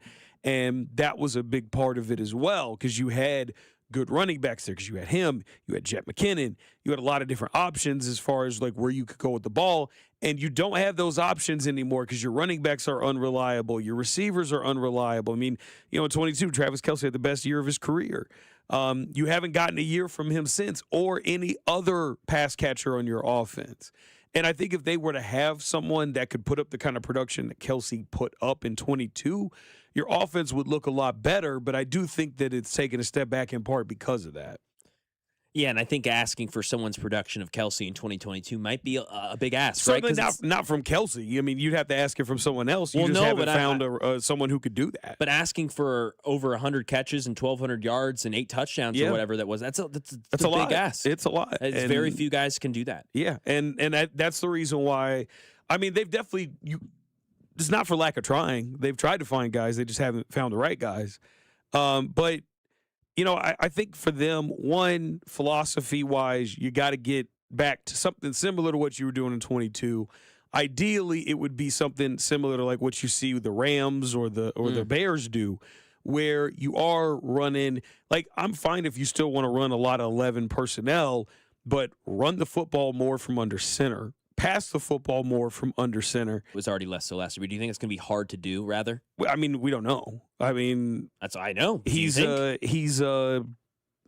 hard to say. Like, I don't want to speculate on his health because there's a lot of unknown about his health. And not only that, but there's also the mental side of it too. A lot of times when you get these serious knee injuries like this, it's hard for players to trust that knee. We obviously saw that with what's his name? Derrick Rose, where Derrick Rose comes back from the torn ACL and then he tears his meniscus in his other knee because he's overcompensating. And he was never the same after that. So like, I don't like speculating on like how players are going to come back post injury because you just never know. Yeah. But if they feel comfortable enough to run more under center with him coming back, clearly that's a good sign. And I'll say this, just the way that Mahomes, as far as his health is concerned, with how he's been able to come back from other injuries in the past, where like the kneecap that he had, where he had it dislocated in 2019, that would normally be a season-ending injury for a lot of guys because you would normally have ligament damage on top of the dislocated kneecap. Yeah. The reason why he only missed 2 games was because he did not have ligament damage because his ligaments in his knee are very, very flexible. And so it was actually an injury that ended up being all right after 3 weeks of rest. So, he's kind of a freak in that regard. So maybe he will kind of have a freakishly fast recovery and he's able to come back and not miss a beat. it's just hard to speculate on what will happen because you just never know. There's a lot of complicating aspects to trying to come back from that sort of injury. Yeah, and I would more speculate on the play calling rather than him. I would speculate them to be careful the first 6 weeks of the season, extra so, and that could maybe be less movement, less under center stuff, because that is going to put more pressure. That is going to be more movement for that knee. I mean, I would say this: if they felt like they needed to limit his mobility, I kind of feel like Andy would just not play him. I would hope that would be the case. That's what I would want. I would think that if they felt like they needed to limit his mobility as a precautionary situation, I just don't think Andy would play him. And, because Andy's not the kind of guy that's going to jeopardize the health of any of his players. So, that's what I would think. So, I would think if Mahomes is going to play week 1, I would think that Mahomes would be a full go for whatever they're trying to run as an offense. Well, it's going to be interesting to see where they go on offense. You mentioned the 13 personnel stuff, which absolutely was awesome in 2022, and they could kind of do the death by 1,000 cuts thing because of the enough to get through it, even with the drops and all that stuff. But MVS came up big in the championship game. Kadarius Toney had a moment here, so there were those things, but they don't have Noah Gray. I mean, that's a cut candidate. We'll talk about that later. And saving on the cap space, you could save near $4 million on Noah Gray. That's a guy who you talk about running the football out of 12 personnel and being able to do that, be bigger. His run blocking wasn't great this season. It took a big step back. None of his stuff was good. He didn't do anything. His pass catching, his route running, his run blocking. None of it was good. He did nothing good last year. And so, yeah, I think you're right. We're looking down the future of a no Travis Kelce Kansas City Chiefs football team. So you need to start thinking about, okay, yeah, you're not going to have the best tight end in football maybe. That's fine. You don't need to replace Travis Kelce, but you need to have a future at the position. We've seen some text about Isaiah Likely. That's fine. I'm okay with that. I would rather draft somebody. And my thing with Likely is this. Isaiah Likely is just basically a not as good clone of Travis Kelce. Not as good in every aspect, whether it be blocking or receiving. And you're betting on a guy that has never really broken out. And so he's a flashy guy. Yeah, that's what I'm saying. So it's to me, it's is he good because he's the second tight end in Baltimore, or is he good because he has the potential to be a top tight end? And I'm not sure he's a top tight end. I don't think he is either, and I think the contract would be too much. I'd rather draft and get younger. But that is somewhere they're going to have to figure that out. Or do they value maybe the 11 personnel style more and they want to spread you out and they want to stick with that speed and they want to try and beat man coverage more this year? Then, okay, maybe the wide receiver position is valuable. I would not turn, or more valuable rather, I would not turn to Tyreek Hill in that way. I would say, okay, if it's that valuable, if that's where you're headed on offense, then what do you feel about these wide receivers in the draft? What do you feel about Carnell Tate? What do you feel about McKylum? And I want to talk more about those guys later, and we will. We've got more Chiefs content on the way. We've got more hockey stuff on the way as well. Less hockey, more football talk. Plus Darren Peterson, KU, they play tonight at 8 p.m. While we're on the air, we'll be talking about it. We'll be watching the game with you all. Stay locked in. Right now, halftime between UNC and who was it over there? UNC, who were they playing? I have the unrivaled. Louisville. I have the unrivaled game on. Yeah, I'm not watching it. Yeah. Nice, fair enough. Yeah, halftime between UNC and Louisville. I believe UNC closely behind over there. But that game starting in about an hour here, and we'll be talking all about that. But next, could hockey become America's main sport? And what would it take? Because I actually think it's more of a reality than maybe some of us are ready to discuss. The NFL, getting a little too greedy for their own good. Stay locked in. It's 96.5 The Fan. It's your home for the Kansas City Chiefs. You're listening to After Hours, brought 0% interest for 72 months on select heating and cooling systems. Call 913-732-9993 today. This is your home for Kansas City sports. 96.5 The Fan. You know that Big Bargain detergent jug is 80% water, right? It doesn't clean as well. 80% water? I thought I was getting a better deal because it's so big. If you want a better clean, Tide Pods are only 12% water. The rest is pure concentrated cleaning ingredients. Oh, let me make an announcement. Attention shoppers, if you want a real deal, try Tide Pods. Stop paying for watered-down detergents. Pay for clean. If it's got to be clean, it's got to be Tide Pods. Water content based on the leading bargain liquid detergent. Staples presents That Was Easy. So I opened a restaurant and needed everything. Menus, signage, catering brochures. Everything and then some. I went to Staples. They printed it all and even suggested takeout menus. One money pit with a side of fries. But now at Staples, you get up to $125 off custom print orders. $125 off. Now you're cooking. Brand your business in a big way at Staples.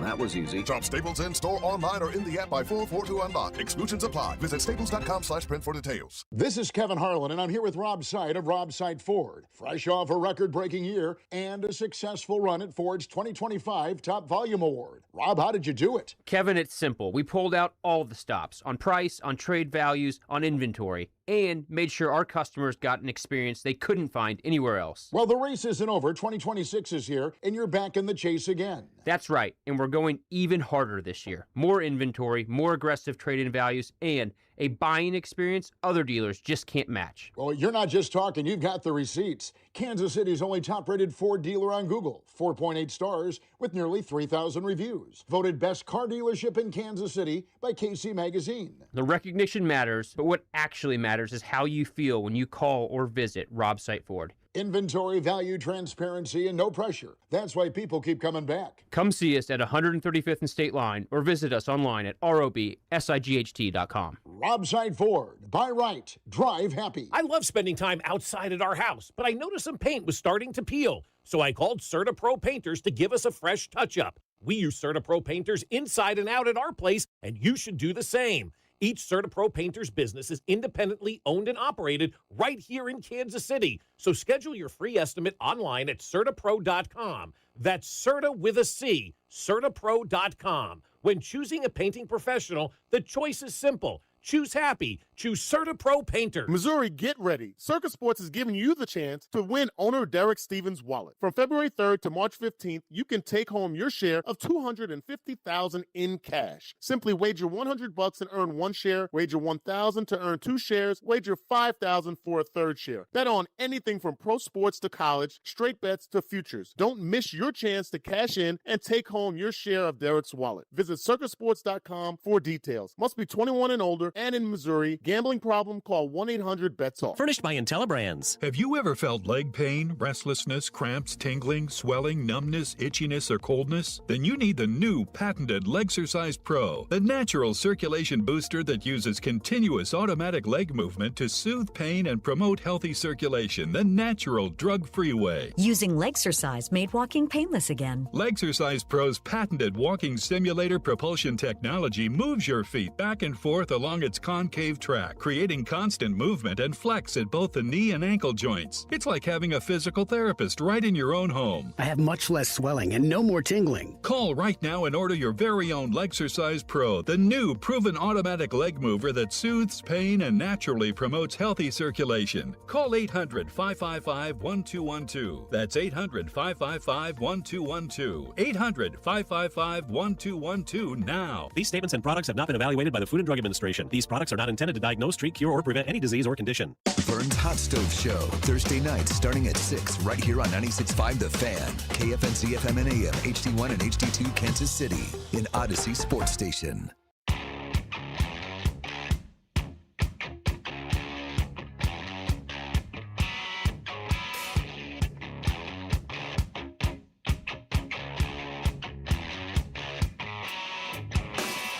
Let's get to it. 7:03 here on 96.5 The Fan. It is your home for Kansas City sports. This is After Hours. We're live with you until 9 o'clock. Chris Unocera and myself, Mac Morey, with you for the next 2 hours.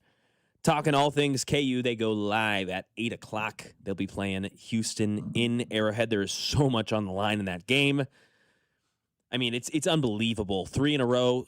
Houston's not lost 3 in a row since 2017. KU... 40-0 on Big Monday at Allen Fieldhouse or whatever it is. Bill Self 1,000,000 after a loss. Like all the KU stats are absolutely obscene, and that is going on tonight at 8 o'clock. Plus the Darren Peterson storyline. Like, is he going to play? How much of a factor is he going to be? I believe he's going to be a huge factor in that KU is going to win tonight. Last I checked, they were plus 2.5 and around plus 115 over on DraftKings. I put together a little parlay over there. A little money line, a little Badinga. Actually, I think I went with Emmanuel Sharp for Houston with some points, and then a KU money line there. So you ready to lose money? So I'm ready to lose more money. Exactly, Chris. Thank you. Yeah. Yes, I prepared myself mentally for that pain. As long as you're prepared for it, I don't want you to be disappointed when that parlay don't hit and you're just sitting there like, man, dang it! No, I just donated to the book again. No, that's what'll probably happen. No, that'll probably be the case. But I do think Peterson plays well. I do think KU gets the win. We will be talking about that when that game starts, and we'll be talking about it before. As Dick Vitale had some stuff to say about that as well. We'll talk about that later on. We'll also continue our Chiefs talk and where this roster goes and how they get back to hoisting Lombardi trophies. First, though, hockey, gold in both men's and women's. What a story. What an Olympics. What a great Winter Olympics in general. So many great storylines and great personalities that I'll remember in 4 years. And I mean that. Like Alyssa Liu, like I'm excited to see her. I hope she's still figure skating. Chalk and Bates, Chalk and Evan Bates, the couple, the figure skating couple, their story and how they fell in love. Like so many great storylines here in the Winter Olympics. And then figured out curling, looked up all the rules there, got the hammer. I know all that stuff. I wasn't looking up the curling rules. I was like, look, I'm just gonna watch it, and if I figure it out, I figure it out. Yeah. And I didn't figure it out. So it's hard to, you kind of have to do a Google. That's why eventually I did. You know what was the coolest? Outside of like the main ones, outside of like the snowboarding and skiing, like the luge and the bobsled and the skeleton. The skeleton was sick. Scary as hell. So insane. It looks very dangerous. It was really cool seeing was it Elena Marie Taylor, I think is her name? Yeah. Win gold in the bobsled. Like that was really cool. Very cool. That was really cool to see. And it was like stuff like that is like, okay, that's what the Olympics is about right there. Like being able to see people like chase down those dreams like that and reach that pinnacle after working so hard, especially because like it's not like most of these Olympic athletes don't make bags off this.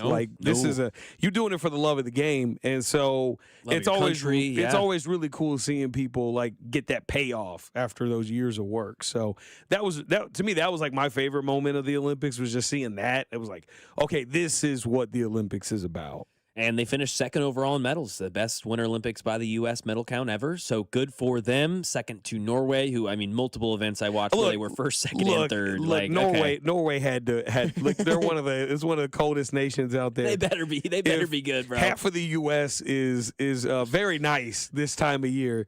And, Norway is freezing most of the time. So if they didn't dominate like that, you'd have to ask some questions about of them. course. And then it ended, of course, with the hockey, right? It ended yesterday morning with the gold medal. And it kind of left me thinking, okay, like 2010, the silver medal happens, and they've been trying to get better and make this a thing. It was like you mentioned the FIBA back in 2006 or whenever that was, and them going, okay, well, all right, we're not going to lose in basketball, and we're going to figure this out. That was kind of U.S. in hockey, except it wasn't ever their sport. It wasn't ever supposed to be something that they could really compete with Canada on that level in, and they did it, right? So, like, could hockey do that in America as a sport from a viewing perspective? Could they get those ratings? Because what would it take? Like, could hockey become America's main sport? Like, it would take football falling off, and we'll talk about that aspect of it, but, like, does hockey have what it takes? Because I think it does. Like, I think it has a lot of what America wants in sports. Like, first off, violence. Like, why do we love football? Like, let's not make it complicated. Let's not talk about come on. No, you like people getting hit. You like seeing that. You like the malicious intent. You like the crap talk. You like when pads are popping. You do. Heart. These guys give a rip. These guys care. And I believe that's prevalent in all sports. I think the perception, though, is what matters. Like, the perception for the NBA, it isn't that. The perception is that the players don't care. That's not true. I watched Derek White hit his head on the hardwood last playoffs and had a chipped tooth and played the rest of the game, bleeding from his mouth. Hockey players would do the same. Like, that happens in all sports, but it is about the perception, and they have it, right? It's fast. It's game time. It's moving. It's less commercial times now. Now, the Olympic hockey was not necessarily indicative of what normal hockey is with commercial times, but still it is similar to that. Like, it is game time, and then it is period rest, and it is game time, and then it is period rest, and then it is game time, and it's over, and it's quick. I mean, I think can't remember the exact stat, but it's It's crazy how little actual gameplay is in football in the 3.5 hours. What is it, 10 minutes or something ridiculous? It's like maybe like 12 to 15, I yes, think. something like that of actual gameplay. Of actual gameplay, yeah. It's like 12 to 15 minutes, I think. And hockey, and that's been a complaint, and that's going to keep growing as games increase and as penalties increase and all of these things happen, right? That's not going to get better the more they increase their games and the more they increase the international product. That's just going to get more prevalent. And the more football kills its own product, that'll leave that void there. And I believe the more they stretch their game internationally, the more they stretch their game into the holidays and into an everyday sort of product, I think that's going to kill the NFL eventually. Now, this is not in 10 years, not in 20 years, probably not in 30 years. 50, 60, 60 years. Like 50, 60 years is more my mind. The end, like I am on my deathbed going, oh, it finally happened. Football, goodbye. That sort of thing. Like if they don't get out of their own way and stop being too greedy, and they're getting close to eliminating that local product that has kept them by far the number one, I think that is what could ultimately open up that void. And then it's about, okay, who's most best prepared to strike while the iron's hot? Hockey with the international competition last year and obviously the Olympics this year, that sort of stuff is the things you need to do to get that brewing, to get that going, to get that in your mind more and more, and to get us talking about the sport of hockey, because I think it does have what it takes. It's just, is football ever going to die? Is baseball going to go away? Is basketball not going to still be what it is, right? These things all have to kind of hit correctly. But that's what happened for football. Baseball died and football was ready. Well, baseball didn't die. Baseball fell and it's not dead.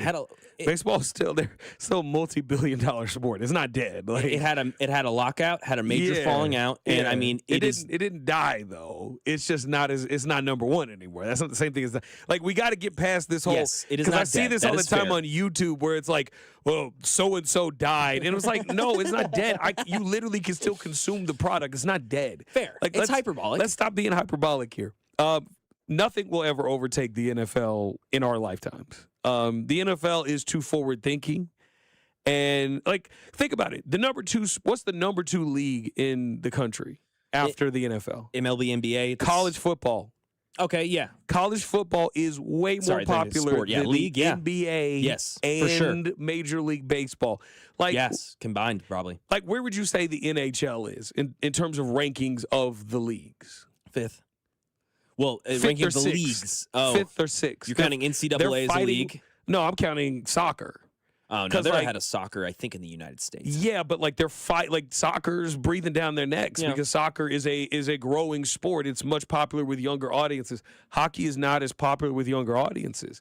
And so like that's the problem. Is like if you look at the demographics of hockey's demographics are up there with the NFL, with baseball. Like the NBA has younger demographics than hockey does. Soccer has younger demographics than hockey does. So it's like they're not doing the level of growth with young viewers that the NBA and soccer are doing. So they're still fighting an uphill battle there. Now, I don't think any of these leagues are going to go out of business in our lifetimes because sports is becoming so much more ingrained. Like you know, it's like growing up in my lifetime, like when I was a kid growing up in the 90s, like we had appointment television for like the, you know, fictional TV shows, the sitcoms, the dramas, etc. And those don't really exist now. Now people just watch those shows whenever they want. It's It's an on-demand thing. But sports is the last bastion of appointment television and the last bastion of monoculture that we really have left from TV.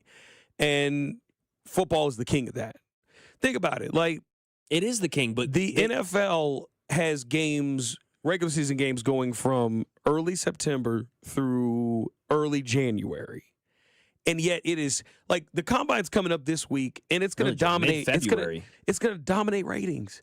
Like the draft is coming up. The draft is going to be the highest. When you say dominate ratings, the combine, what do you mean? The combine's going to do going to dominate cable ratings. I'd be curious. It's not going to be like, it's not going to do football like actual. No, of course not. It's not going to do football game numbers. Will it do a good college basketball game? Like, will it get 2 million? It will probably peak viewership. It will probably be like 3 to 4 million. Okay, like it's. I believe you. I believe combine you. You're right. Really it's the NFL. Good. I mean, it's the end. Like the draft does really great college football game numbers.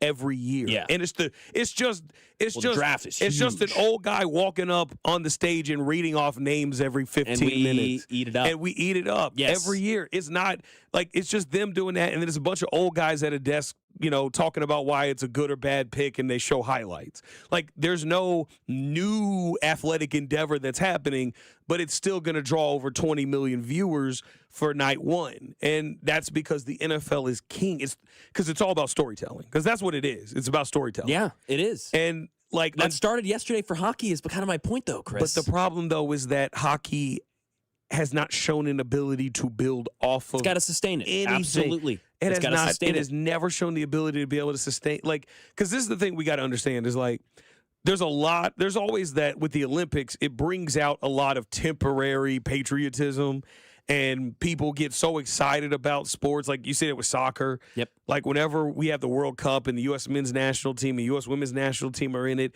it's great. Most of those people don't continue to watch soccer after the World Cup, though. Like, people are going to watch the World Cup this summer, and then they're probably not going to watch any more soccer the rest of the year after that. Me. That's my point. So it's like, yeah, they have the ability. They have something that they can build off of, but like nothing can be built off of the way that we see the NFL and the NBA do it. And like the NHL has never shown that they're capable of being able to take advantage of something like this. Like, for their viewers who love that sport, it does a great job for them. But for like trying to pull people who are not into hockey into it, it's not going to pull very many people into it. And so it's like, and if you're not pulling young viewers into it, it's going to be really hard for them to be able to overtake a behemoth like the NFL. It's going to be hard. It's going to take time, and it's going to take the NFL killing itself from the inside out, and that's really where it would take the NFL and the NBA and Major League Baseball. See, I don't think that's true, because I think once the NFL kills itself, you've got you talking about viewership. A Jags Titans game's getting 18 million on Sunday at noon. So now those people Sunday at noon, 18 million of them are looking for something else to watch. That could be hockey. It could be basketball. Could be baseball. It's about fighting for that piece of the pie. Now, some of those people already watch basketball. Some of those people already watch hockey. Some of those people already... Good portion of those don't watch anything. They just watch football. They just watch the ads. So I don't know. I've watched hockey kill it in Nashville, in a football city. Hockey be the number one sport in town, more than the Titans. Now, that's because the Volunteers are there and college football is king, so they all root for the Vols and they don't like the Titans. But they've rallied around hockey, and I think the more ice that comes up in the United States, the more we're going to see this sport grow, because I think it does have a lot of what America likes. And you talk about popularity globally, it's more popular globally than football is. You're right. It 100. So is soccer, but we don't care about it here. Yep. That's so is basketball. Basketball is a bigger sport than American football is around the world, but American football is not being challenged by any other sport out there. Somebody on the text line from the 913 talks about the gold medal in hockey is so similar to the '90s Soccer World Cup. Soccer is like what, number 6 in the country right now as a league? Like the MLS is number 6 right now. Like, what did that do for soccer as far as like growing it into being able to challenge sports like the NFL? I would challenge you, because you're just thinking about, yeah, sure, the MLS, the U.S. Soccer League, yeah, people don't watch that. Now, do people in the United States watch soccer? Yeah, a lot more than they do. They do. A lot more than they did because of that World Cup. Like, they're watching European leagues. Right, but it's still Specs not going on a trip this weekend. And that's awesome for him. And I watch it too, but it's like, it's not to a point. Like the European soccer ratings for television, they don't do anywhere near the kind of massive mainstream numbers for it to be a massive inflection point for the sport of soccer. Like, it's just not. Like, the participation that we see for football dwarfs everything else. And like I said, my thing is this is like, yes, it can absolutely increase interest in the sport. Yeah. But you're talking about challenging the NFL. Yeah, I know. And there's nothing in America that can challenge the NFL. It's just not even close. 50, and not only that, but for as much as their business practices suck, there's a lot of business practices the NFL engages in that suck. They're also very forward thinking about a lot of businesses, which is the reason why their ratings are growing. And they're good at a lot of things too. Which is why their ratings are growing, because they were ahead of everybody when it came to how they televise their sport. They were ahead of everything as far as like how they build out their media library. Like, they were the first of the major sports to actually make a massive investment in a media library. NFL Films was such a major innovation for sports.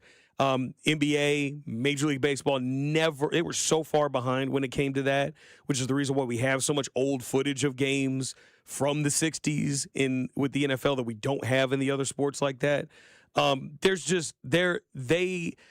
as much flack as we give them for the mistakes that comes to how they make their schedule. Oh, yeah. And when it comes to how they develop their storytelling. The storytelling's huge. I do agree with that. And I think hockey's got a long way to go with that because I would put basketball ahead of them too. Baseball's got some time to do that as well. But yes. Like someone brings up, MLS was nowhere in the 90s. It took this long to get here. And the MLS is like not even a top 10 league in the world. Like, yeah, it's not even a top 10 league in the world for soccer, you know? I would use, but that's with massive growth too, because no one cared about soccer 30 years ago in KC other than a few people here and there.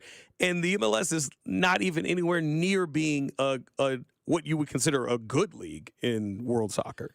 No, but the women's is.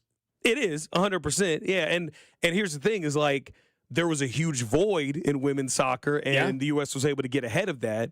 But still, the NWSL is not those players. It's not like those players are out here making tons and tons of money. No. The NWSL really had to kind of scrape and scrape to keep, was it Trinity Rodman in the league because she was flirting with teams over in Europe. So it's like they still haven't been able to grow that sport to where it is a massive mainstream sport. Soccer is still very much in its infancy, and it's still taking massive strides from the 90s. So, like let's keep it a buck here. Like, it's grown a lot, and, like, we could see other sports grow a lot, but it's just not anywhere near what the NFL is.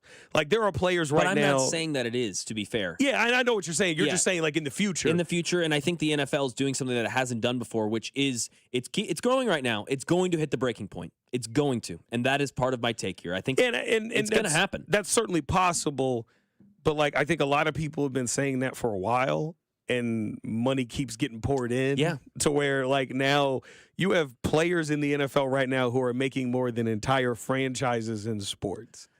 Wait till they have that Super Bowl overseas. I think that'll be one of the breaking points, not to mention possibly. It's very possible, yeah. An international team as well as a whole could be something as well. You mentioned appointment television, Chris.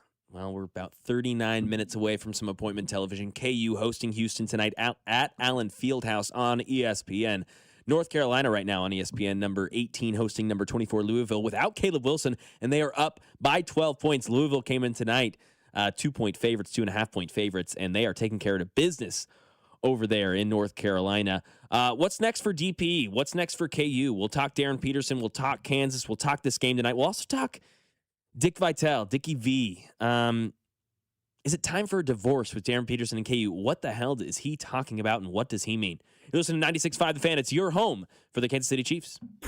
You're listening to After Hours, brought to you by A.B. May. Trust A.B. May to keep your home warm for 0% interest for 72 months on select heating and cooling systems. Call 913-732-9993 today.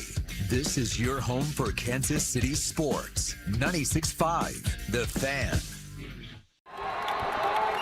So, you're ready to propose, huh? Yeah, man. She's definitely the one. What are we thinking about the ring? I got my wife's at Hellsberg. I couldn't recommend a better jeweler. I could use some help with that. Man, go to Hellsberg. I had no idea how many details you need to consider. Did you know you can get a natural or lab-grown diamond? I didn't. Figure out what she wants. Trust me, they'll make it happen. Start your story with Hellsberg. Shop in store or at hellsberg.com. At Casey's, when someone asked for a cup of coffee that wouldn't put them in debt, but still had freshly ground beans, rich flavor, and a price that starts with a 9 and ends with a D9 cents, we were too nice to say no.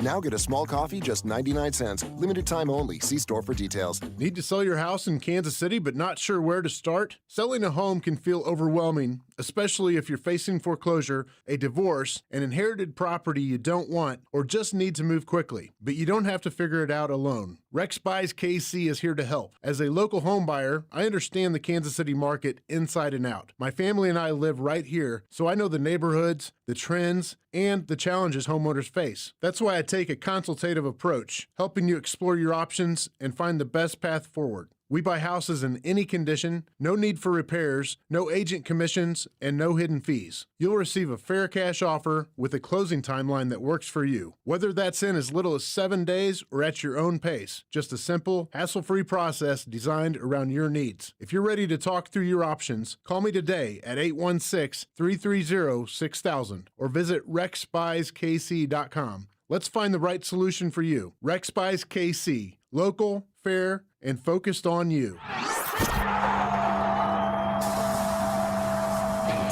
Hey guys, it's Rob Brennan from The Drive on 96.5 The Fan, and we're excited to announce the launch of Beyond the Pitch KC, a limited podcast series documenting the run-up to the upcoming World Cup with our friends over at 98.1 KMBZ. And I'm Scott Parks from Dana and Parks on KMBZ. Beyond the Pitch KC features the biggest names who helped make the World Cup in Kansas City possible. And there was a lot of work, plus the major storylines heading into this summer's tournament. This is so much more. This isn't just a podcast about soccer. No, you're right, Rob. It's a podcast about Kansas City, for Kansas City, telling the story of how our town is hosting the world's biggest sporting event. New episodes drop every Wednesday starting on March 4th, along with video clips that can be seen on 96.5 The Fan and KMBZ social channels. So make sure you subscribe. Download Beyond the Pitch KC with Rob Brennan and myself, Scott Parks, on the Odyssey app or wherever you get your podcasts. The problem with erectile dysfunction. It often destroys sexual enjoyment and intimacy. It stresses the love between partners, often to the breaking point. This is Jeff for Heartland Men's Health, and if you're suffering with ED, you likely know exactly what I'm talking about. But I also want you to know that ED doesn't have to impact your relationship anymore. At Heartland Men's Health, we're ED experts with our focus on men's sexual health. We've treated tens of thousands of men and have treatments that are effective in well over 90% of cases. I promise you, if you're like most guys, you can get your sex life back, perhaps even performing like you haven't in years. So if ED is affecting you, it's time to get back to better sex, better intimacy, and deeper love. Call us. Just $99 gets you blood work, a medical consult, and if medically advised, a test dose. And if that test dose doesn't work in the office, your visit is free. Call 844-447-6600 or go to heartlandmenshealth.com. Advent Health welcomes the KC Golf Show February 27th through March 1st at the Overland Park Convention Center. Test drive golf's big brands, shop 100 exhibits, and swing and putt for prizes. Front door rounds of golf and tickets at kansascitygolfshow.com. Hey guys, it's Rob Brennan from The Drive on 96.5 The Fan.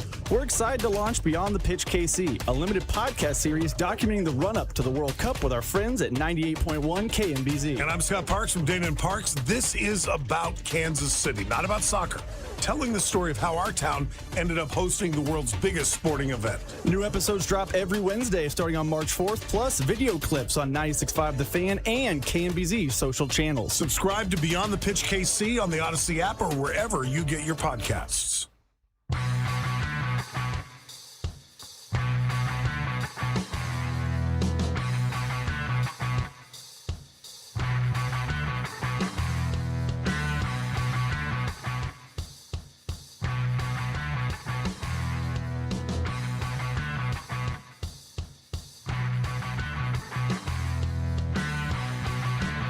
Switching things up, I'm calling an audible here on 96.5 The Fan. This is After Hours here, 7:27. Got about an hour and a half left. Mac Morey here with you. Chris Unocero running the show, running the jams.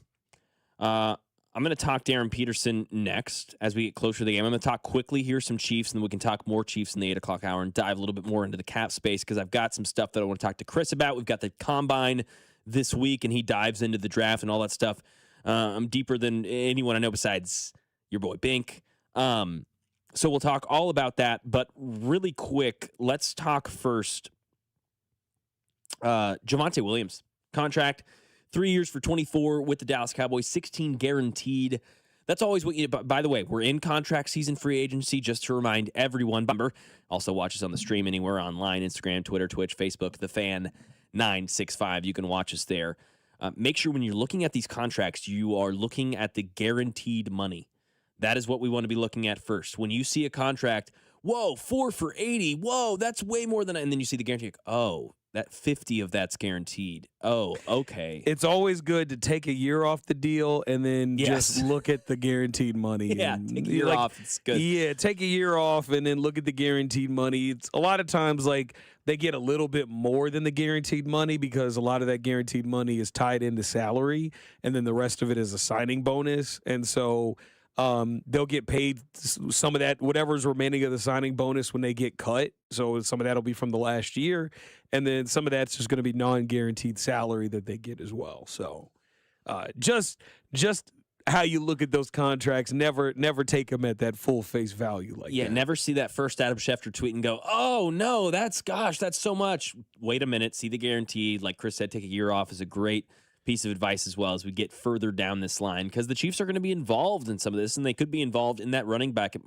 market. When you see Javonte Williams 3 for 24, 16 guaranteed, to me, I go, okay, this doesn't change much for what I thought these guys were going to be going for. This is going to be still feel like you can get Breece Hall for around 10, 11 a year. I still feel like he's around that range, and ETN maybe a little bit less than that, maybe right around that mark. I mean, where are you at, Chris? Are you going out and getting one of those guys? Do you think this changed the market a lot? So I'm not really a fan of paying. I mean, I don't think it's big money, but it is big money on a running back. Running back, yeah.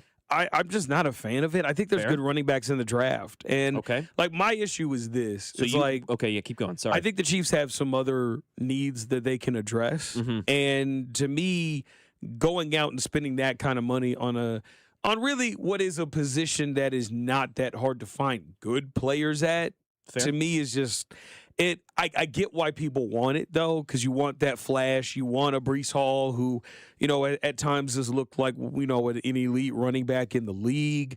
My big thing about Breece is this: I do not think it is a coincidence that the Jets slowly started to de-emphasize him on their team. Because especially for those who play fantasy, you saw Braylon Allen was getting a few more touches there, and you're just like, man, Breece is really good. Why is he starting to have touches taken away from him by these other guys? I think there's something to that there, and I don't think it's just because the Jets are an inept organization. You're like, Isaiah Davis? Why is he getting snaps? That's what I'm saying. It's like you're watching the guys who've been behind him start to get 100% on, hey, let's just pay Breece Hall all this money just because, there's good running backs in the draft. And you just don't have to spend we a lot of people are trying to get are wanting the Chiefs to take Jeremiah Love at the 9th overall pick, but it's I'm good on that. Man, there's not very many that doesn't work out for very many teams. Like most teams that draft a running back in round 1 nowadays don't really get anywhere near the kind of benefit from it that they think they do, and so it's just not really worth it. It's worked, right? Jameer and Bijan Robinson, are those the last two? Bijan's a really good running back, but they've never been to the playoffs with him. No, if you're talking about that, yeah. That's what I'm saying. Is I'm talking about that's fair. From a team success. I'm talking about how much value does he add to your team? Yeah, that's fair. No, it doesn't. Like Jameer, it doesn't. And here's the thing about Jameer was Jameer was a guy they brought in addition to having David Montgomery on their team. And the best offensive line. And St. And Brown. A great offensive line. All this stuff. So he came into a situation where he was a cherry on top. He was very much like kind of a luxury pick, if you will. Yeah, that makes sense. And so it was that's when it ended up working out. Saquon didn't work out for the Giants. Christian McCaffrey didn't work out for the Panthers. Didn't work out from a team. Yep, you're right. So it's we talk about, Ezekiel didn't work out for the Cowboys. Those guys had good numbers. They put up good performances. Good to great players. You just didn't do a whole lot of winning when it counted. And that's my thing is if we're going to use a top 10 pick, I want to use it on players that actually contribute more to winning. And running back is just not a position that I don't think you need to spend that much draft capital on to find someone that can contribute to winning, because the impact of a singular running back is just not that great when it comes to winning. Now, if you got a great team and then you add an elite running back, that can put you over the top like we saw with the Eagles in 24. Yeah. But by itself, it just doesn't do it like that. And I just think there's better uses for a top 10 pick. So that's the reason why I'm not too keen on using the super valuable resources on running backs. But I do think running back is a focus they need to have in the offseason. You're not saying it's not a need, but you want to allocate resources differently. You can find more efficient ways to go get it. So what about a Tyler Algier for $4 million and a draft piece? I love that. Great. That would be that's more your style. Because I'm a big fan of Algier. Me too. Yeah, I liked him coming out of college. I would love there. that. And I think that if you had an Algier and you drafted a guy in the third round, second or third, it depends on how the board falls. Because like right now, it's kind of hard to tell where exactly some of these guys are going to go. Okay, but like second, third round, somewhere good. on day I'm fine two, with that. somewhere Yes. on day two, running back. See, if there's a run on running backs, maybe you got to take one at 40. If there's not, maybe you can wait till round 3 and get a guy. And I think there's some really good options there. I just don't want them to go out there and have a top 10 pick and then you just use it on a running back that's good, but maybe doesn't like put you in the best position. Yeah, I've been a huge Breece Hall advocate, but I get all the arguments against it. And I get why you are, because Breece Hall's a very good running back. He's very good. And he's Very good 24, running and I back. know, and part of it is like, because I get a lot of good running backs to draft. I'm just like, yeah, but I know Breece Hall's good. You know what I mean? Yeah. I'm like, yeah, but I don't want to trust Brett Veach. I don't want to deal with that. The running back, room has not been great. But it could also be a situation where Breece Hall comes here and he's never the same guy he was with the Jets. 100%. Too. Had a knee injury. Yeah. Totally. Like, that's something you got to take into account, Yes. too, is like, there's a reason why he's about to hit the market. And I feel like it might be a situation where he kind of the price kind of goes up over time because there's other teams that are trying to bid for his services. And if you get into a bidding war, I don't think he's good enough to where you want to try to win a bidding war to get him. It does seem Travis Etienne's name is trending more and more with talks with Kansas City. Would love that fit. Seems like he'd be great with Andy Reid. Can do As long as the price is right. Exactly. The price. Well, of course. Yeah, I don't want them to. He's 27. I don't want them to go out there and spend too much money on I him. have a feeling for that reason he's going to be less than Breece Hall. But yeah, he is 27. He does have the usage of a 27-year-old. This isn't a guy like Algier who's been in the league for 4 years and has been the backup for 3 of those years, right? So we'll talk more Chiefs. We'll talk draft, and I'll pick Chris Unocero's mind a little bit more as we get closer because it's Combine Week. The NFL Combine is here. We'll have Nate Taylor, obviously beat writer over there for ESPN and for the Chiefs.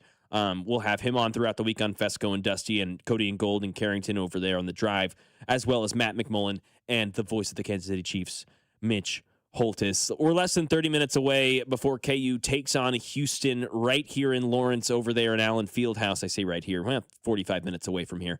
Over here in Kansas in Allen Fieldhouse. Darren Peterson, Dick Vitale. He says it's time for a divorce between Peterson and KU. We're going to talk about that next as this game's getting closer. Stay locked in. You can watch us on the stream as well on Instagram, Twitter, Twitch, Facebook, anywhere on social media. The Fan 965. Stay locked in. You're listening to 96.5 The Fan, your home for Kansas City sports. You're listening to After Hours, brought to you by A.B. May. Trust A.B. May to keep your home warm. For 0% interest for 72 months on select heating and cooling systems, call 913-732-9993 today. This is your home for Kansas City sports. 96.5 The Fan.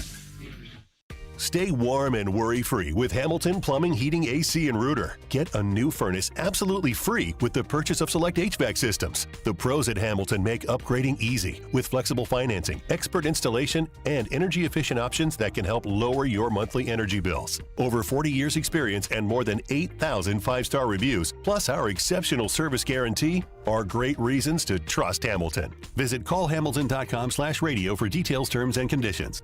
License number 2025-11121. Have you ever wanted to go to the NBA Finals? Well, now's your chance, courtesy of our friends at FanDuel, America's #1 sportsbook app. All you need to do is use your profit boost on an NBA future, and you'll be entered for a shot to win an NBA Finals trip for 2.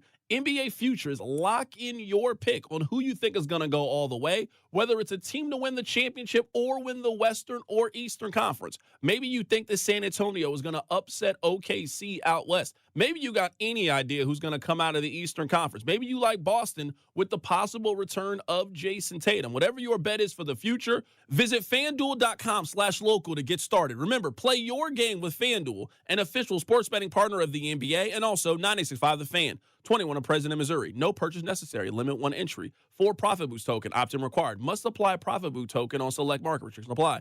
See full terms, including methods of entry at sportsbook.fanduel.com. Gambling problem? Call 1-800-GAMBLER. Low testosterone can be a real problem for many men. It causes poor sleep patterns, decreased energy, low sex drive, and it makes it really hard to stay in shape. And as we all know, a healthy body is very important to our overall health and well-being. This is Jeff for Heartland Men's Health, and if some or all of these symptoms sound like you, we can likely help you be done with low T. We can also help you lose weight, support your metabolism, improve your gains in the gym, and more with our new targeted body composition plans featuring GH peptides, NAD+, GLP-1s, PDA, and more. Our low T protocols, applied in conjunction with our body composition plans, will help most men see real improvements, true weight loss, higher energy, improved sleep, stronger workouts, and a renewed sex drive as well. Your initial visit is just $99 and includes blood work and a medical consult. And if you start on treatment the same day, your visit is free. Call 844-447-6600 or go to heartlandmenshealth.com. Featured therapies are compounded and have not been evaluated nor approved by the FDA. Provider prescription required. See website for details. Wouldn't you like to take a vacation from your bills? Well, you can. With credit card balances at an all-time high and Golden Oak's 4.5% rate, you could be saving thousands of dollars after a simple phone call. Call today and get your cash in as little as 14 days and make no payments for 2 months. Call 913-890-GOLD. Golden Oak Landing cured my blues. 5.442 APR, FHA 15-year, 20% equity, qualified credit, additional terms apply. NMLS 114937. Did you know about 1 in 3 people with plaque psoriasis may also develop psoriatic arthritis, which causes joint pain, stiffness, and swelling? Does this sound like you? Listen to what it sounds like to be a million miles away. Tremfya guselkumab, taken by injection, is a prescription medicine for adults with moderate to severe plaque psoriasis who may benefit from taking injections or pills or phototherapy, and for adults with active psoriatic arthritis. Serious allergic reactions and increased risk of infections and liver problems may occur. Before treatment, your doctor should check you for infections and tuberculosis. Tell your doctor if you have an infection, flu-like symptoms, or if you need a vaccine. Imagine being a million miles away.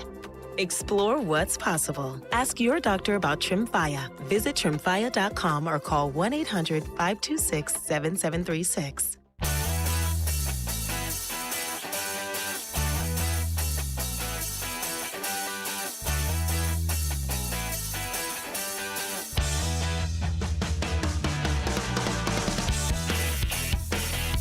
Talking sports, talking natural body pains, biting your tongue, canker sores. We're having a good night here on After Hours. It's been fun. We got an out of left field question coming up in 10 or so minutes. I'll ask you guys about what color you think Jimmy Dean represents. That's the tease. It's not even the tease, just the question. We'll talk about it later on, and I'll give you more of an example and some context as to why we're discussing this. The sausage? Yes. What? The brand. We'll talk about it more, Chris. Okay. We'll talk about it more. I don't know where this is going. Okay. That'll all be in, 10 or so minutes. Okay. So get ready for that. Jimmy Dean color. I've got a whole story on it. We'll talk that on the out of left field question. Okay. 20 minutes or so, KU will be taking on Houston in Allen Fieldhouse. What's the bar now for Darren Peterson? What is it going to make KU fans say, okay, this was worth it? This was worth it. The only way they're going to say it is if they make it to the Final Four. Okay. KU fans already have incredibly high expectations as is. They really do. And it's warranted. And they should. Yes. They're one of the blue bloods. But yeah, look, they're not. The only way that they're ever going to be satisfied with his performance is if he actually plays majority of games and they go on a Final Four run. If they do that, I think they'll be happy. And they'll just say, he was just resting up for the tournament. But if they lose in round 2, then they'll forever curse him as one of the worst highly touted prospects that they've ever had. Which obviously piece came out here today. Can't remember the exact author. I got to find it now. I've got it in my Twitter, so I'll find it to give him credit because it was over there on ESPN. And it was a good piece on Darren Peterson and Bill Self. And he went over to Lawrence and talked to those guys. It wasn't exactly breaking. We weren't finding out new things that necessarily we didn't know. Myron Metcalf over there on ESPN said he flew to Lawrence, Kansas and talked to Darren Peterson and Bill Self and talked about how they're preparing for March. And it was interesting to kind of hear the possibility that, okay, this could be actual injuries. Bill Self and Darren Peterson are still talking about how this is actual injuries. I'm not buying it. We're now weighing whether or not he's actually hurt.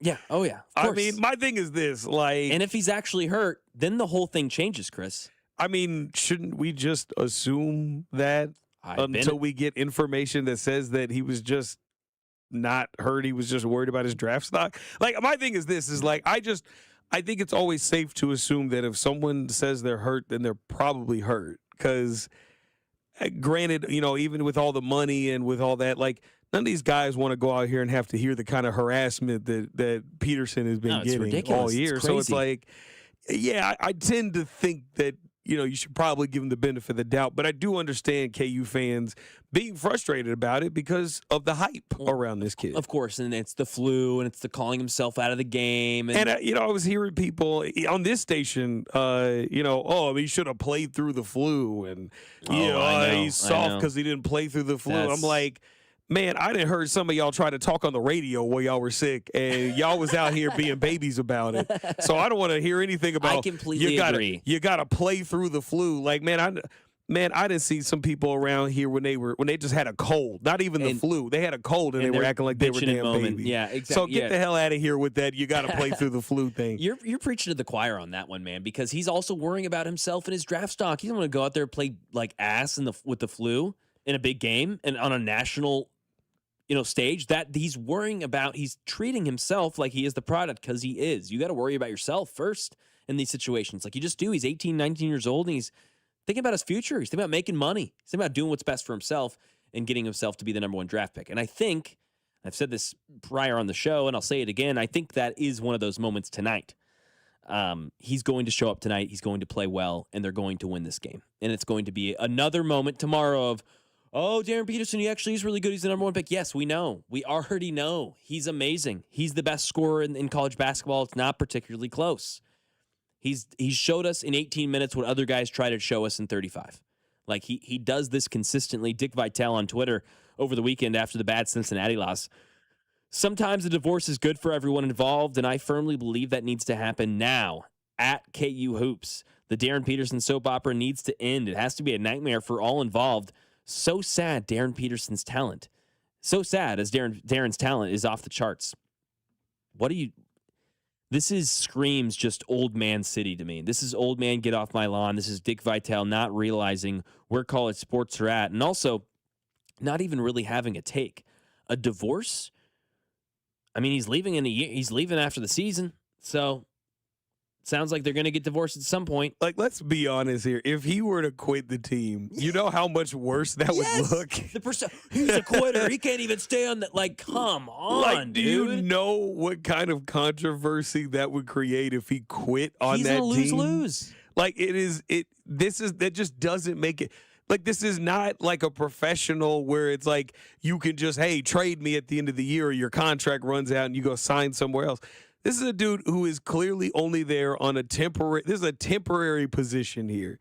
He is here for 1 year. He's here to do this only because he is required to do so before he enters the draft.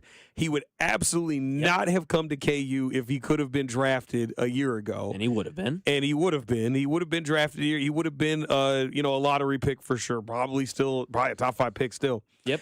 And, we wouldn't be having this conversation right now because he'd be in the NBA. But because of the situation that it is, I mean, it was always going to be a temporary thing. And I understand KU fans feeling like they didn't really get to experience having the great prospect like you see like Duke have every now and then. And other schools have, Memphis back in the day, Kentucky back in the day. But like, man, like it's just unlucky for KU. KU will have other guys like this. They've had other guys like this in the past. The number one recruit next year, Tyron Stokes. Yeah, so it's like you'll have another guy like this. So it's like, hey, you took an L this year, possibly is what it seems like. It looked like you took an L this year. Get over it and move on. Like, you're still KU. You're going to attract top recruits. And I don't think they took, to me, I really don't think they took an L. To me, I think all of this is absolutely irrelevant. He's played in over half the games. He's going to play in the next few of these games. There's 4 games left in the season. And when March starts and the madness begins, he will be there. And he will be playing full games. And this team will be cohesive. I I mean, you hope so. I'm steadfast. Obviously you do worry about the injuries and whatnot, and that'll be something that follows him, until the tournament comes here and he plays in those games. And if he plays well, then no one's going to talk about it anymore. I appreciate that you're actually believing that he's hurt. I respect that because that's not been the notion. You know that in town. Oh right? yeah, I've heard it. Yeah, and my thing is this is like I'm not in the business of like he's faking injuries. Yes, I get where you're coming from. Because to me it's just like.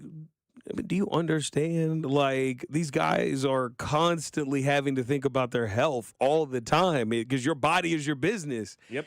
And it's like, I don't think there's very many elite athletes that, like, just legitimately don't care about the game. It's just he's got a lot of priorities he's got to think about, and he's not going to go out there and chance it when he has a chance to be the number one overall pick. It's as simple as that. No, he's got bigger fish to fry, and that's going to the NBA and making bank. And trust me, he'll play full games there as well. He does love this game, and you can read that in the Myron Metcalf article as well. Take it for what it's worth. Okay, what color? Guys, I told you, out of left field question. It's coming up. What do you think the color? What do you think of when you think of Jimmy Dean? What color do you think of when you think of Jimmy Dean, the breakfast brand? We're going to talk about it next. Out of left field question. Stay here after hours. Chris Unocero, Mac Morey here with you with an hour in change. We're talking KU, we're talking Chiefs, we're talking Jimmy Dean. Right here on 96.5 The Fan, your home for Kansas City sports. You're listening to After Hours, brought to you by AB May. Trust AB May to keep your home warm for 0% interest for 72 months on select heating and cooling systems. Call 913-732-9993 today. This is your home for Kansas City sports. 96.5 The Fan. I think one of the things that patients don't realize is that when they get a joint replacement, that's not a lifetime treatment option. And they're probably, if they are a younger patient, signing up for multiple surgeries down the road. As a physician and medical director for QC Kinetics, Dr. Caravelli's seen a pattern of trending joint pain. Prolonged medication, steroids, then surgery, possibly another surgery. So a lot of our patients are trying to avoid or put off surgery, and this is the treatment that can help them do that. QC Kinetics extracts your body's healing substances, concentrates them back into your aching joints to help heal and restore those areas, providing lasting relief. Oh, I love being able to tell my patients, before we do this surgery, let's try another option. Let's see if this is right for you, because now they might not have to have surgery at all. Call today for your free consultation. Call QC Kinetics, 816-412-6299. That's 816-412-6299. 816-412-6299. Men, we all know how important sex is in a relationship, both for you and your partner. But erectile dysfunction ruins sex, which can often have serious impacts on your relationship as well. This is Jeff for Heartland Men's Health, and if ED is a problem in your life, you understand the impacts it has on you and the one you love. But I'm here to tell you that ED is a treatable condition, and almost without exception, you can have really good sex again. At Heartland Men's Health, we're experts in treating ED. We've treated tens of thousands of men with protocols that are effective in well over 90% of cases, which means if you're like most guys, good sex will be the norm. You could even last up to an hour or more and bring a level of intimacy for you and your partner that might just astound you both. It's time to have really good sex again, so call us. Just $99 gets you blood work, a medical consult, and if medically advised, a test dose. And if that test dose doesn't work in the office, your visit is free. Call 844-447-6600 or go to heartlandmenshealth.com. We have 3 offices: Overland Park, Independence, and North Kansas City. Presenting A Gain Flings Love Story. Dear love of my life, we were on the 12B bus this morning when I caught a whiff. A scent so fresh, so life-changing, I had to find its source. Alas, I didn't know if you were the woman in the pink freshly washed cardigan or the retired mailman next to me, but I knew one of you was my soulmate. Ah, the scent of Gain Flings. Try Gain Flings with OxyBoost and Febreze. Pizza's here. Oh, great. I'd love some, but I'm worried about my stomach issues. If you're worried about having diarrhea, gas, bloating, stomach pain, or loose, oily stools, it may not just be stomach issues. It could be a condition called exocrine pancreatic insufficiency, or EPI. With EPI, the pancreas doesn't release enough enzymes to break down food, but EPI is manageable. Use the symptom checker on identifyepi.com and talk to your doctor. That's identifyepi.com. Sponsored by AbbVie. You're listening to 96.5 The Fan from the DM Injury Law Studios. Mike's got this. Car, truck, or motorcycle wreck? Remember, Mike's got this. 816-888-7500. Mike's got this. Let's get to it. A few minutes here. Out of left field question. Listen to 96.5 The Fan. This is After Hours. Mac Morey here with Chris Unacero. We got about an hour left. KU taking on Houston starting in about 10 minutes or so. You can find that on ESPN. We'll be watching it, and we will be talking about it right here with you for the next hour or so, right here on 96.5 The Fan. Make sure and watch us. You can listen to us on the app or watch us on social media, The Fan 965, Instagram, Twitter, Twitch, Facebook, and, of course, text us, as a lot of you have done throughout tonight's show. And, of course, we always appreciate you guys listening and being active participants. 913-586-7965 is the J Southland Tow Service text line, 586-7965. Okay. Playing a great board game the other night at my sister's house with her lovely husband, my lovely fiance, us for a little double date party night. Grilled some burgers, ate some dogs. Beautiful. Had a drink or two.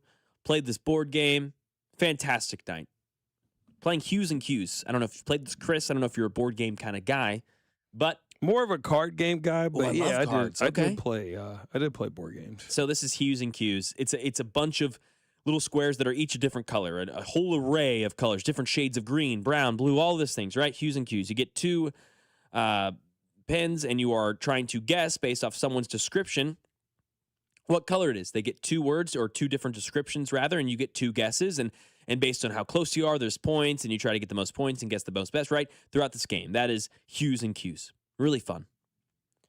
We're lazy. It's the end of the night. We're kind of playing this last game just kind of for fun. We like Hughes and Q's. Whatever, we'll play one more round.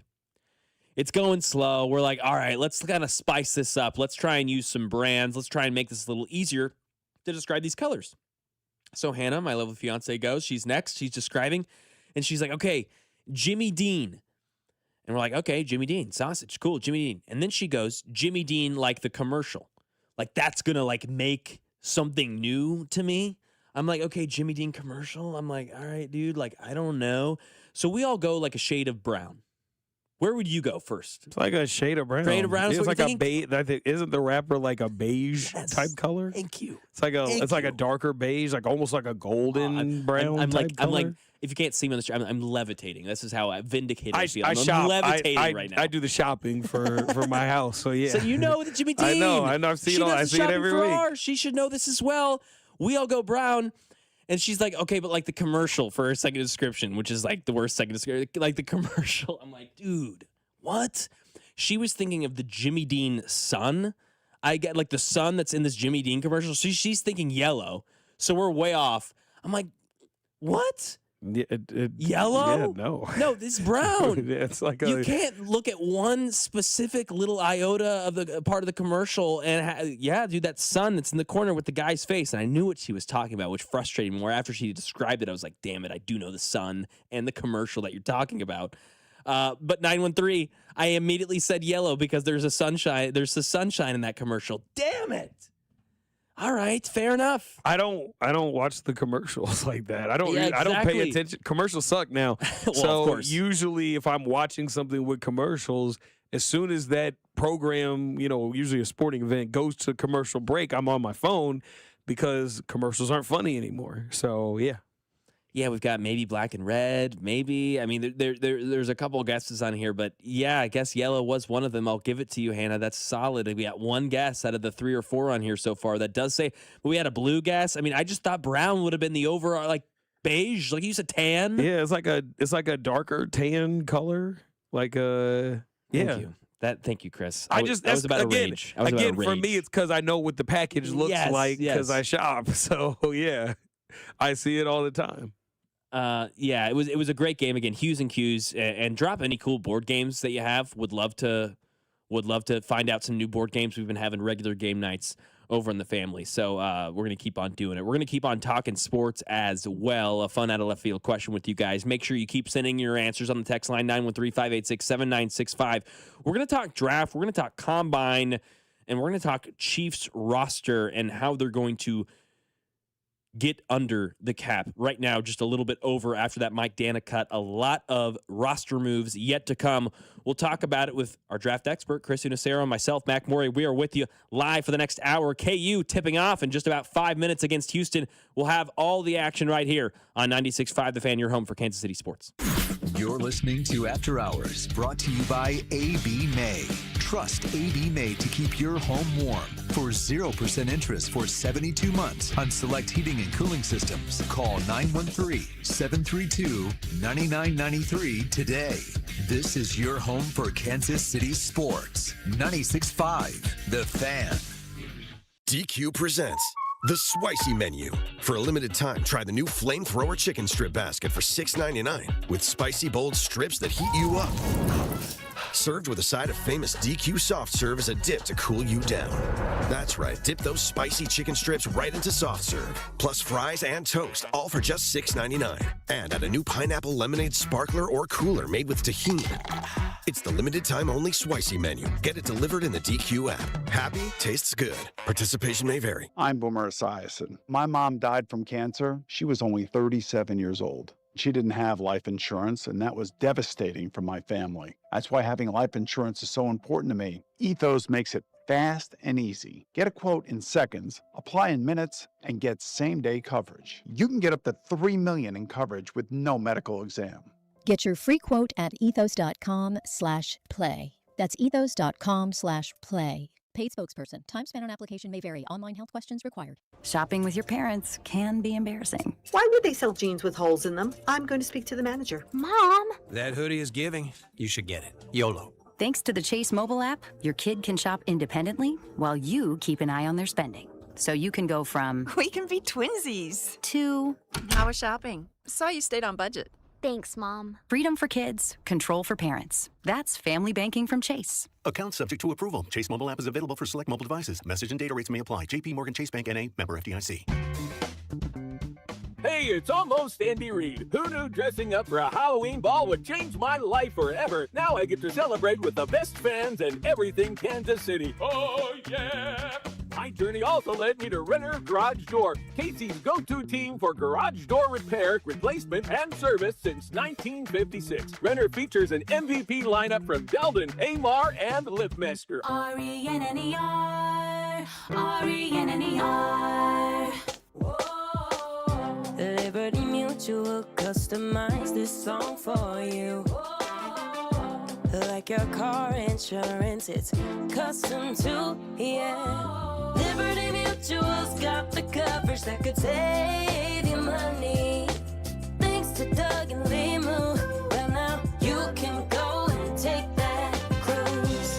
Liberty, liberty, liberty, liberty, yeah. Ever wanted to go to the NBA Finals? Well, now's your chance, courtesy of FanDuel. All you have to do is use your profit boost on an NBA future, and you'll be entered for a shot to win an NBA Finals trip for two.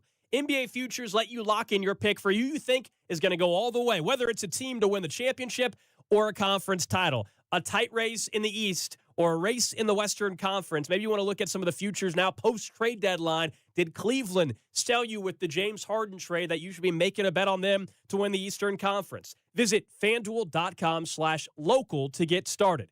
Play your game with FanDuel, official sports betting partner of the NBA and 96.5 The Fan. 21 and present in Missouri. No purchase necessary. Limit one entry for Profit Boost token. Opt-in required. Must apply Profit Boost token on select market. Restrictions apply. See full terms, including methods of entry, at sportsbook.fanduel.com. Gambling problem? Call 1-800-GAMBLER. Whether you're commuting to work or heading out for a fast coffee break, getting an auto insurance quote is just a tap away. With AAA, you're always connected, so you can focus on the road ahead. Rest easy knowing AAA's got you covered, no matter where life takes you. AAA, we're always with you. To start your quote, visit AAA.com/insurance. Insurance provided to qualified AAA members by Automobile Club Inter-Insurance Exchange and AAA affiliate insurers. Membership requires a separate payment. Max Minute on Twitter and Instagram every Monday, Wednesday, and Friday. 96.5 The Fan, KFNZ FM and AM, HD1 and HD2 Kansas City, and Odyssey Sports Station.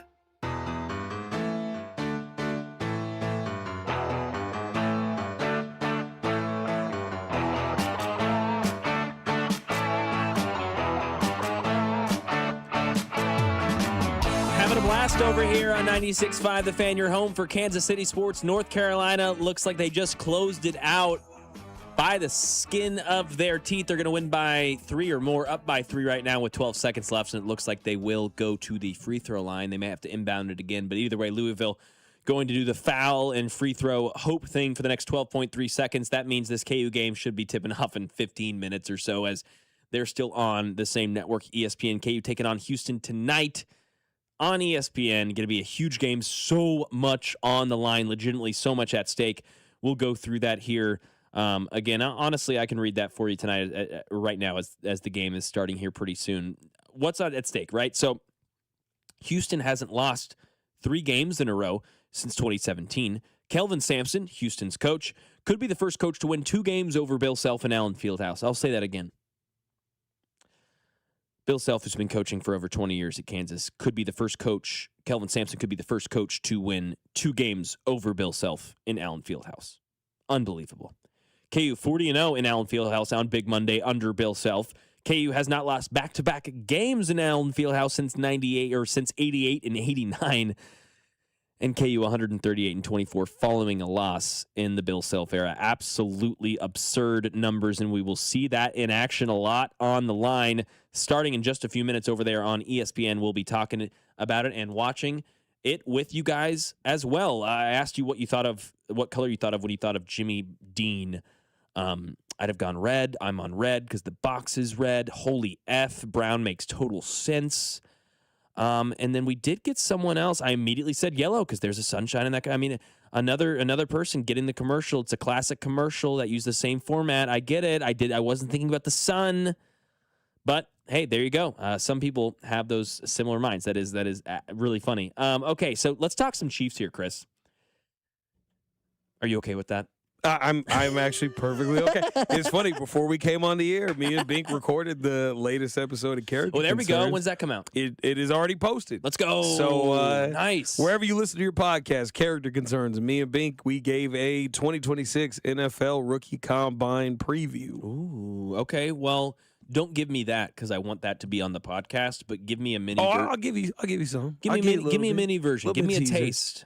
Give me a taste of what we're looking for in the Combine. Because if you don't know, guys, maybe some of you don't. Combine starts, Thursday? Thursday is when they start doing workouts. Though, I mean, they're in Indy right now. We'll be seeing interview clips come out tomorrow and things like that. Yeah, there's the GMs and head coaches. They're going to be doing their press conferences tomorrow and Wednesday, and then Thursday, kickers, defensive linemen, and linebackers are going to do workouts. And then Friday, you're going to have defensive backs and tight ends. Saturday is going to be quarterbacks, running backs, and receivers. And then Sunday is going to be offensive linemen. So a lot of good stuff to watch. There's a lot of good workouts that are going to be there. I would say the 2 days that are going to be the biggest ones. Yeah. Thursday because defensive linemen. Of course. And then Saturday because you have running backs and you have receivers. So there's going to be a lot of interesting guys to look out for sure. And I'm really excited about the Combine. Anyone in particular that we're watching on Thursday? Is there one D lineman that we haven't heard of? Not a first-round name, but a guy that 3 guys. Okay. 3 guys. I love it. So the guys I'm most interested in, T.J. Parker from Clemson. Okay. Keldrick Falk from Auburn, and Zion Young from Mizzou. Gotcha. Those are the 3 guys you want to look out for D-line. Are these day 2 guys? Possibly. Maybe later. Possible. They could be either day 1 or day 2. Is very possible. It kind of depends on how some of these guys slide up. Because, take a guy like T.J. Parker. T.J. Parker's a guy I really, really like. I think he's probably the best fit for what the Chiefs are looking for at edge rusher. What is that? What do you mean when they? What do you think the Chiefs are looking for? So they generally like bigger defensive ends, bigger edge rushers. I want to change that. Let's change that, Chris. The problem though with the speed guys is that there's the smaller defensive ends. Yes. They can work to a certain extent. The problem is this. Many of them are not very good against the run. So take a guy like David Bailey, who is more of a speed type. My guy. Not good against the run. And so you gotta think about that part. The other part you gotta think about is that when you have a bunch of speed guys on your line like that don't have very much capability of doing power, it makes it easier for running quarterbacks to find rush lanes. Running quarterbacks like to run through the B gap a lot. You know, if you see like Mahomes run, he's B gap guy. Yeah. You see what's his name? Lamar Jackson, Josh Allen, B gap guys. And so if you have edge rushers that are just purely speed and they're not able to get to the quarterback fast enough, they create these giant ass gaps in the B gaps there, and it makes it easy for the quarterbacks to get around. And so you want to have guys who are really kind of like hybrid. But, like, if you look at the best edge rushers in football, generally they're actually the 260-plus guys, you know, Myles Garrett types, the T.J. Watt types, you know, the guys who are much bigger who can do speed but are generally guys who are pretty well-versed in power. So a guy like T.J. Parker is someone who can win quickly with power. I think that's one of the things a lot of people conflate is speed with winning quickly. Dee Ford was a speed guy, but Dee Ford was also not a guy who won quickly. Yeah. So, like, just because you win, you're a speed guy doesn't mean you are able to get to the quarterback faster than a power guy. The speed actually denotes how you try to rush the passer. Speed guys try to go around the tackle. Power guys try to go through the tackle. Speed guys, though, if you don't have enough bend, if you don't have good enough moves, it's going to take you just as long to get to the quarterback as a power guy. So what's Karlaftis? Because he uses speed moves as a power guy. He uses speed moves, but he's a power guy. He's a power guy. He's trying to bend and that's get low. That's what I'm saying. So ridiculous. It's like, so that's my thing is like, you know, we got to be careful about like I want a speed guy. Well, it's like speed guy doesn't mean he's going to get there faster. It just means he's going to attack it in a different way. So what do you mentioned T.J. Watt, because like T.J. Watt, power guy, but like he's extremely fast. Oh yeah, and that's the thing is like the best ones use both. Have both. Like exactly. Myles Garrett, we need both. Like dude. Myles Garrett is a guy who can win with speed, and a lot of times he does, but he's also a guy that can dominate with power. So the last speed guy here that got you, I mean, was Dee Ford. Yeah, because that was the last speed guy they had. And he really only brought had one on Josh year. Uche. And they didn't play him. No, because he's not a fit for the defense. Like especially but a guy like Josh. This last season, especially a guy like Josh, because he was a fit for a different kind of defense. Yeah, I know. But it's because the Phillies defense likes those speed guys, but they also mixed in a lot of power guys too, like Josh Sweat. When Josh Sweat was there, he was a power guy.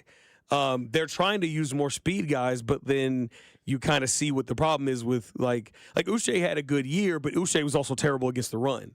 I'm trying to remember who was the kid. Was it Nolan Smith, the kid they got from Georgia? Yeah, purely speed guy. He hasn't worked out because out. He's just a pure speed guy, and it's hard to find the Will Anderson, Micah Parsons. Yeah, and Will Anderson's a guy that can do both, and so that's what but works so for. Fast. He's really fast, but he's also really very powerful. Micah Parsons can do both.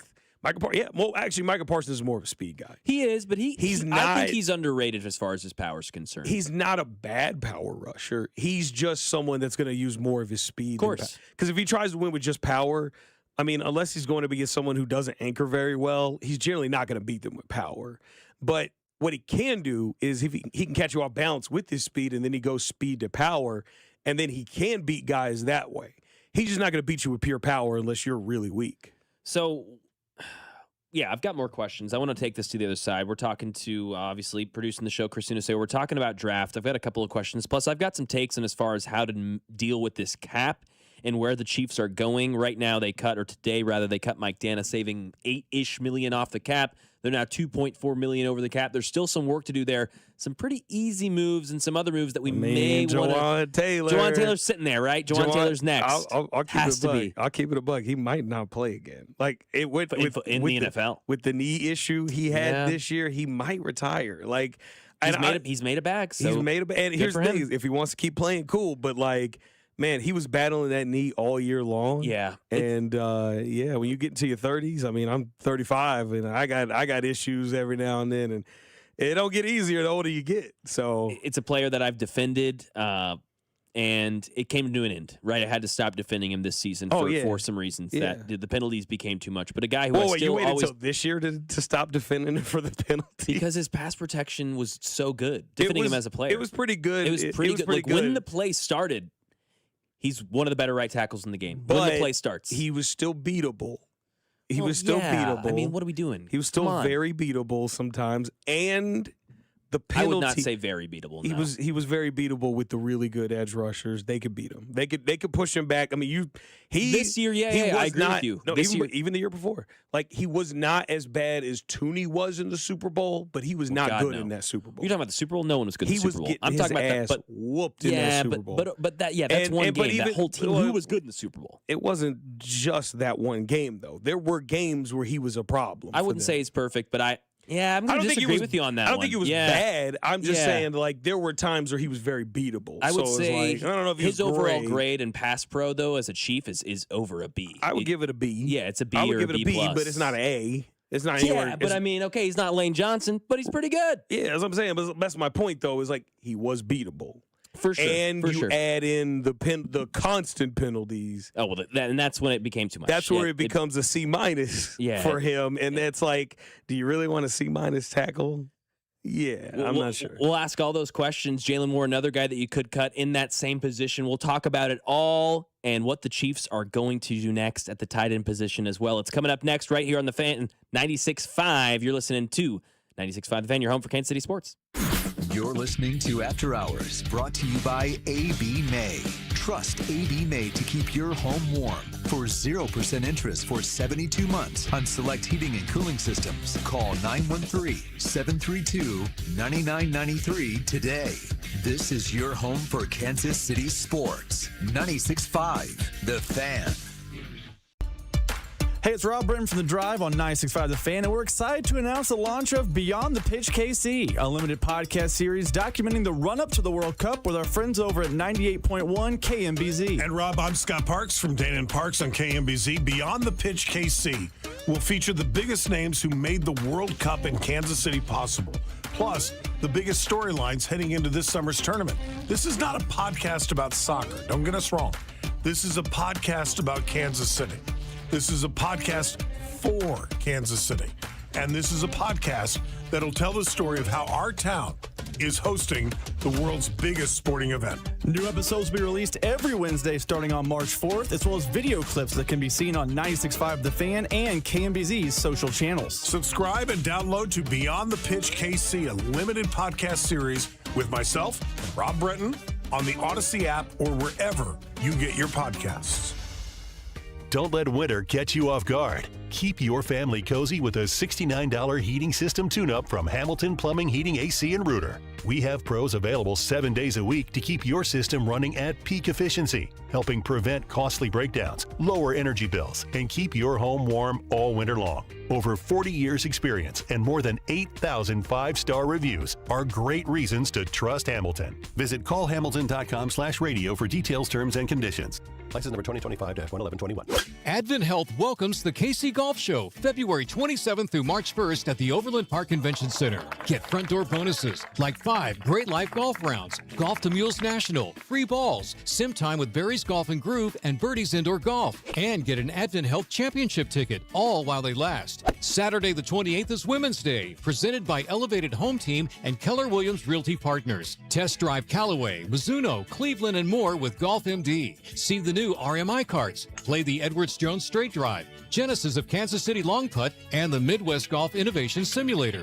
Get lessons with Imperial Golf. Roll it with Extreme Green and Evolved putters. Relax in Yingling Flight's 19th hole. Savor samples from Tito's Vodka and Booth Creek Wagyu. All at the Golf Show, February 27th through March 1st at the OP Convention Center. Thanks to Lake of the Ozarks Golf Trail. Visit Mississippi, Old Kinderhook, and Mulligan's Country Club. Kids under 12 are free. Tickets at kansascitygolfshow.com. Sex, intimacy, love. These 3 things are critical to a good relationship, and that's the problem with erectile dysfunction. It often destroys sexual enjoyment and intimacy. It stresses the love between partners, often to the breaking point. This is Jeff for Heartland Men's Health, and if you're suffering with ED, you likely know exactly what I'm talking about. But I also want you to know that ED doesn't have to impact your relationship anymore. At Heartland Men's Health, we're ED experts with our focus on men's sexual health. We've treated tens of thousands of men and have treatments that are effective in well over 90% of cases. I promise you, if you're like most guys, you can get your sex life back, perhaps even performing like you haven't in years. So if ED is affecting you, it's time to get back to better sex, better intimacy, and deeper love. Call us. Just $99 gets you blood work, a medical consult, and if medically advised, a test dose. And if that test dose doesn't work in the office, your visit is free.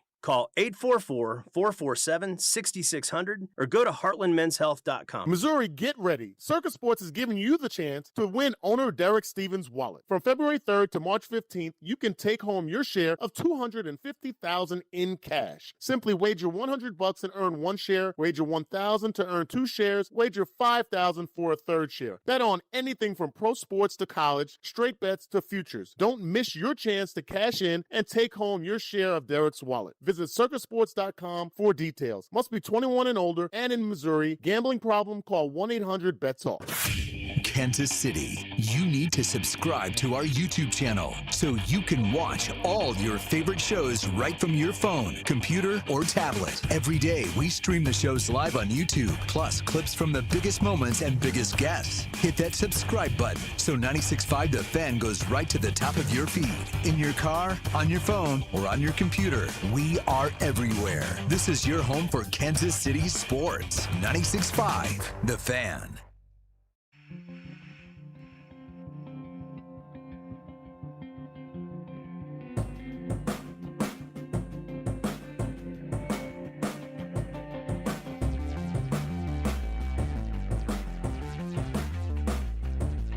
Having some fun here on your home for Kansas City Sports, 96.5 The Fan. Darren Peterson puts up a three from the top of the key. It doesn't go. KU gets a rebound. They put up another three. That one in and out. KU losing right now 5 minutes into this game, which you can find on ESPN. The score right now, 6-3, Houston with the ball over there in Allen Fieldhouse. We will keep you up to date with that game as that continues on. So much at stake over there in that game. Too much to go over and over again, but incredible. Seriously, the Allen Fieldhouse records, the Bill Self standard, truthfully, may never see something like it again, let alone at Kansas right here in our backyard. We were talking Chiefs. We're talking specifically the plan for the Chiefs, the plan for this roster, how they get back to where they need to go. We were talking edge rusher, different archetypes of edge rusher. And Chris, you're talking speed versus power. I'm fully on wanting a speed guy, but I can see where you're coming from. I think the thing is, they need a guy who can do both. Well, that's the thing. I think the thing when we talk this out, it's like, oh yeah, a guy who could do everything would be really cool. All the guys that are really good can do everything. They can do both. They can do both. So fine, do that, Brett Veach. Hey, now, go do that. I still want them to be a bigger edge rusher because a lot of times people want the smaller guys, the guys who are 250. I said Bailey's 235, 240. Yeah, he's under 250. He's small. He's not, like I said, he's not a fit for the Chiefs. Not only that, he's not a good run defender, and if you watch his tape, he gets pushed down to the ground a lot. Yeah, a lot, and that's a problem. So, yeah, you want guys who are like 260 plus. Those are generally the guys that work out in a system that the Chiefs run. Reuben Bain, 265 or so they could be a fit over there in round one if that's where they choose to go. Now, we just saw Mike Dana, defensive end, or once was. I didn't know he still played for the Chiefs this year. Oh, my gosh, I mean, unbelievable. I mean, Carrington was going over his stats in the drive worse than I thought. They weren't great. Than I thought. Oh, it was unbelievably bad. I mean, like you'd watch the game and be like, wait, who's that? Oh, yeah, he's still on the team. Mike Dana's still here. So many of the defensive line, so many of the Chiefs' defensive line was like that. A lot of the Chiefs' defensive players in general kind of ended up being no-shows, part of which on their own doing and part of which on Spagnuolo's doing as well, right? There's blame to go all the way around. Mike Dana, though, saving around $9 million or so on the cap. That brings them now just $2.4 million over the cap. Seemingly, I mean, it's presumed to be so that Jawan Taylor is the next guy to be cut, right? That's what makes the most sense. A guy who's been on this team for a while, past the peak of his powers, and they are paying him a lot of money. He's the second highest paid Chief, or third highest paid Chief on this team. He was the second highest cap hit, I believe, this season. It'll be the third next season with Chris Jones taking him over. But next will be, you could save $20 million on cutting Jawan Taylor. That would bring you to around $18 million now in the clear. I think that's kind of a no-brainer. Now, the questions here begin to start, and I ask all of you as well. 913-586-7965. Are you cutting these players? We talked about him previously shortly, but not in this context. Noah Gray, tough season from a blocking, pass-catching, route running, everything. Playing football from a football player perspective, this was not what we wanted. He got a bag relative to a tight end 2, got a contract, an extension, and came out as a no-show this year. You could save almost $4 million if you cut Noah Gray. What do you think? Yeah, he's got to kind of intrigues me. Yeah, got to go. I'm kind of out on that. Now, where does that leave you, though? I like Brennan Stool. We'll see what Wiley is. Yeah, I'm not gonna look. Yeah, don't place your hopes in Brennan Stool or Wiley. Look, this is where we're at, dude. They can go get a veteran guy in free agency that is more of a blocker, can catch some routes, But look, there's no answer at tight end in the draft. I don't think, at least not for the value you'd be looking at. Yeah. And so, yeah, just go get a veteran. Go get a veteran. I mean, yeah, you could see what you got in Brennan Stool and Wiley. I mean, there's a reason why they kept Wiley around. And, Brennan Stool, there's a reason why they kept him around. Brennan Stool showed some promise as a receiver. We'll see if maybe he's my grown. camp crush. I mean, he was everybody's camp crush. Yeah, he was. He was a lot of people's camp crush. Yeah, he was a popular one. Because he was a Kelsey-like tight end at Clemson. Let's see what these guys do in the offseason before we start, hey, that's the answer for the team. Because, it's not like Noah Gray has given anyone a whole lot of reason to believe that he was going to be, tight end 1 of the future. Nope. When they paid him, he had a nice little year. But, it was very much hey, we want a veteran guy that can play traditional inline tight end so that Kelsey can just play slot receiver the whole time.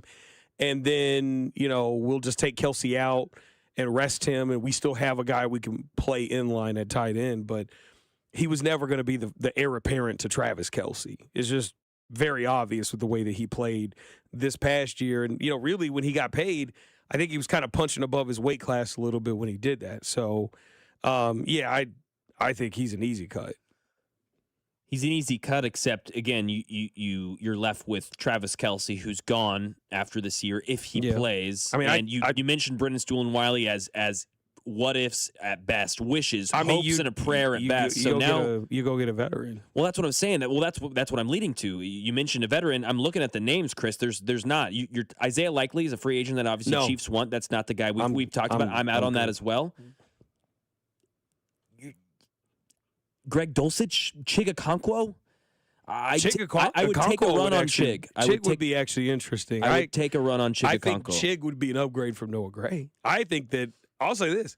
I think Chig is someone that has been very underrated from his time with the Titans. Oh, agreed. I think he was underutilized there. Ran a 4.4. Yeah. Out of the draft as an athletic tight end. Big, I mean, big powerful. body. Yeah, no, I think had some drop issues, but also never had a quarterback or an offense that worth a rip. You could get something out of him. Yeah, I don't hate that. System. I don't hate that because Likely's going to be overpaid in my eyes as well as yours, right? I'm out. I'm not. Whereas Chig's going to be hey, why isn't anyone picking up the phone? That could be a steal maybe from the Chiefs because if it's not one of those names like a Jack Stoll or an Anthony Ferkser, that's what I'm looking at right now. Like Felipe Franks, I love it. Absolutely not. Austin Hooper. I mean, that's Tyler Conklin. Hooper would be another. If you could get him on a short-term deal, he'd be an interesting tight end. Noah Fant? No. I mean, these are the names, man. And then you get to the bigger names. Dallas Goedert, he's 31. I'm kind of out on that. David Njoku, he's 30. Going to be overpaid. Tyler Higbee.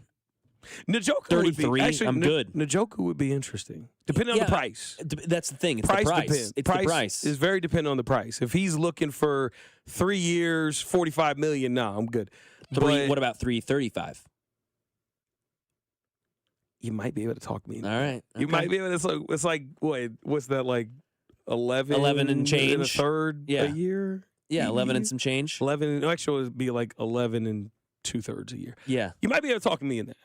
Depending on how much guaranteed, how much signing bonus. And then you get him and Kelsey for one season. Yeah, that would be fun. And then he could be the heir. You might be able to talk. He's really athletic. He can block. He's big. Great red zone target. Njoku would be someone I would listen to. I would entertain that. Okay. So that's where you're spending your money. I'm kind of with you on that. Spend your money. I'm personally, I'm going out and getting Mike Evans as well. I'm getting him on a 1-year deal, and I'm bringing in a big body red zone guy who can teach these younger wide receivers maybe a little bit of something. If they go and get Carnell Tate in the draft, Mike Evans can kind of be like, hey, here's how you do things. Here's what goes on. I like bringing in Mike Evans. All right, let's keep going on cuts real quick here. Do you cut Christian Fulton, 2-year, $20 million deal? You could save $5 million. He played 3 games this year.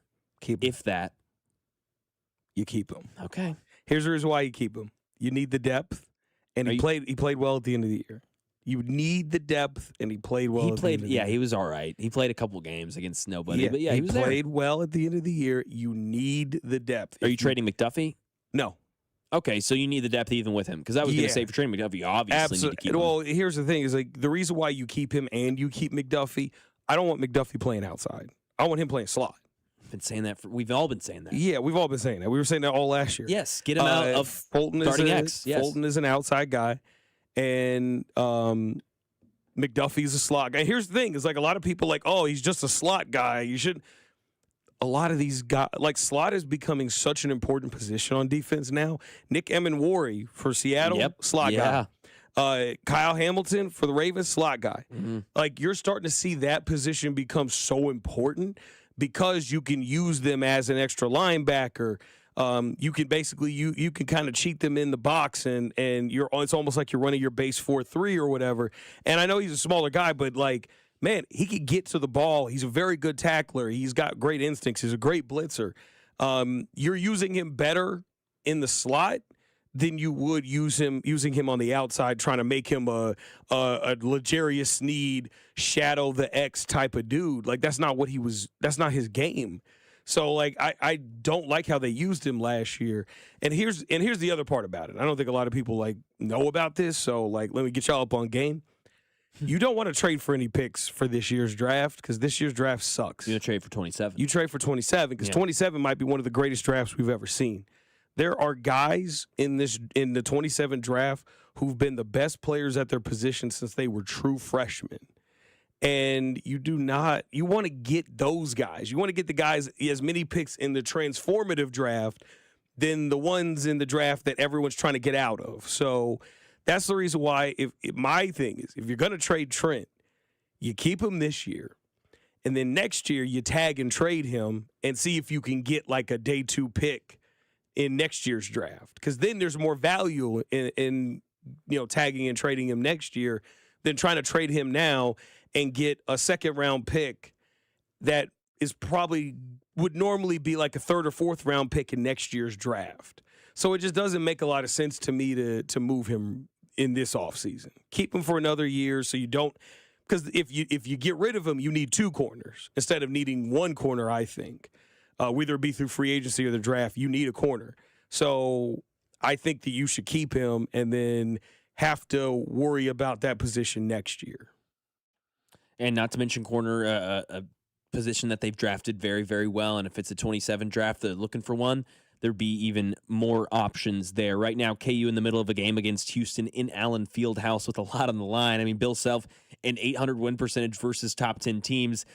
Houston, meanwhile, hasn't lost 3 games in a row in almost 10 years. Right now, Kansas down with 12 to go in the first half. 7-13. Darren Peterson right now has played 8 minutes, all 8 minutes of the game. He's 0 for 3, 0 for 2 from 3. He's got 2 points, both from the free throw line. He does have a rebound as well. We'll keep you up to date on the Kansas game and how they're doing against Houston. And we'll talk a little hockey when we come back and what it could mean for the United States and how Canada is probably feeling right now. You're listening to 96.5 The Fan, your home for Kansas City sports. You're listening to After Hours, brought to you by A.B. May. Trust A.B. May to keep your home warm. For 0% interest for 72 months on select heating and cooling systems, call 913-732-9993 today. This is your home for Kansas City sports. 96.5 The Fan. Low testosterone can be a real problem for many men. It causes poor sleep patterns, decreased energy, low sex drive, and it makes it really hard to stay in shape. And as we all know, a healthy body is very important to our overall health and well-being. This is Jeff for Heartland Men's Health, and if some or all of these symptoms sound like you, we can likely help you be done with low T. We can also help you lose weight, support your metabolism, improve your gains in the gym, and more with our new targeted body composition plans featuring GH peptides, NAD+, GLP-1s, PDA, and more. Our low T protocols, applied in conjunction with our body composition plans, will help most men see real improvements, true weight loss, higher energy, improved sleep, stronger workouts, and a renewed sex drive as well. Your initial visit is just $99 and includes blood work and a medical consult. And if you start on treatment the same day, your visit is free. Call 844-447-6600 or go to heartlandmenshealth.com. Featured therapies are compounded and have not been evaluated nor approved by the FDA. Provider prescription required. See website for details. Have you ever wanted to go to the NBA Finals? Well, now's your chance, courtesy of our friends at FanDuel, America's #1 sportsbook app. All you need to do is use your profit boost on an NBA future, and you'll be entered for a shot to win an NBA Finals trip for two. NBA Futures, lock in your pick on who you think is going to go all the way, whether it's a team to win the championship or win the Western or Eastern Conference. Maybe you think that San Antonio is going to upset OKC out west. Maybe you got any idea who's going to come out of the Eastern Conference. Maybe you like Boston with the possible return of Jason Tatum. Whatever your bet is for the future, visit FanDuel.com/local to get started. Remember, play your game with FanDuel, an official sports betting partner of the NBA, and also 96.5 The Fan. 21 of President, Missouri. No purchase necessary. Limit 1 entry. 4 Profit Boost token. Opt-in required. Must apply Profit Boost token on select market. Restrictions apply. See full terms, including methods of entry at sportsbook.fanduel.com. Gambling problem? Call 1-800-GAMBLER. Attention. Have you racked up $10,000 or more in credit card debt? Are you barely getting by making minimum payments? With credit card debt reaching all-time highs, National Debt Relief is notifying consumers about significant debt relief options currently being made available to help those with overwhelming credit card debt. These options may reduce a large portion of credit card debt for those who qualify. You don't need to declare bankruptcy or take out a consolidation loan, and you may only have to pay back a fraction of what you owe, even if you have bad credit. National Debt Relief has already reduced the credit card debt for more than 550,000 consumers, so don't wait. If you owe $10,000, $20,000, or even $100,000 in credit card debt, you can now take advantage of this financial debt relief as the cost of living continues to skyrocket. To check what debt reduction you may qualify for, call 800-894-7722. That's 800-894-7722.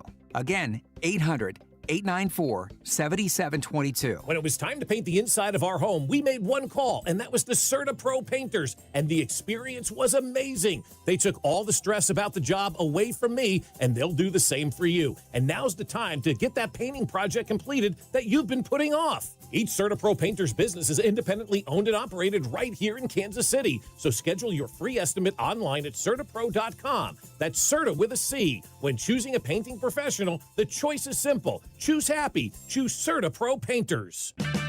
Right now, save $16 on a pair of Rain-X Rugged XL wiper blades, plus get 2 times O rewards points only at O'Reilly Auto Parts. O'Reilly Auto Parts. How do airplanes fly? What's in this box? What does this thing do? Kids are curious about everything, including guns. Learn how to store your gun securely and make your home safer at endfamilyfire.org. Brought to you by End Family Fire, Brady, and the Ad Council.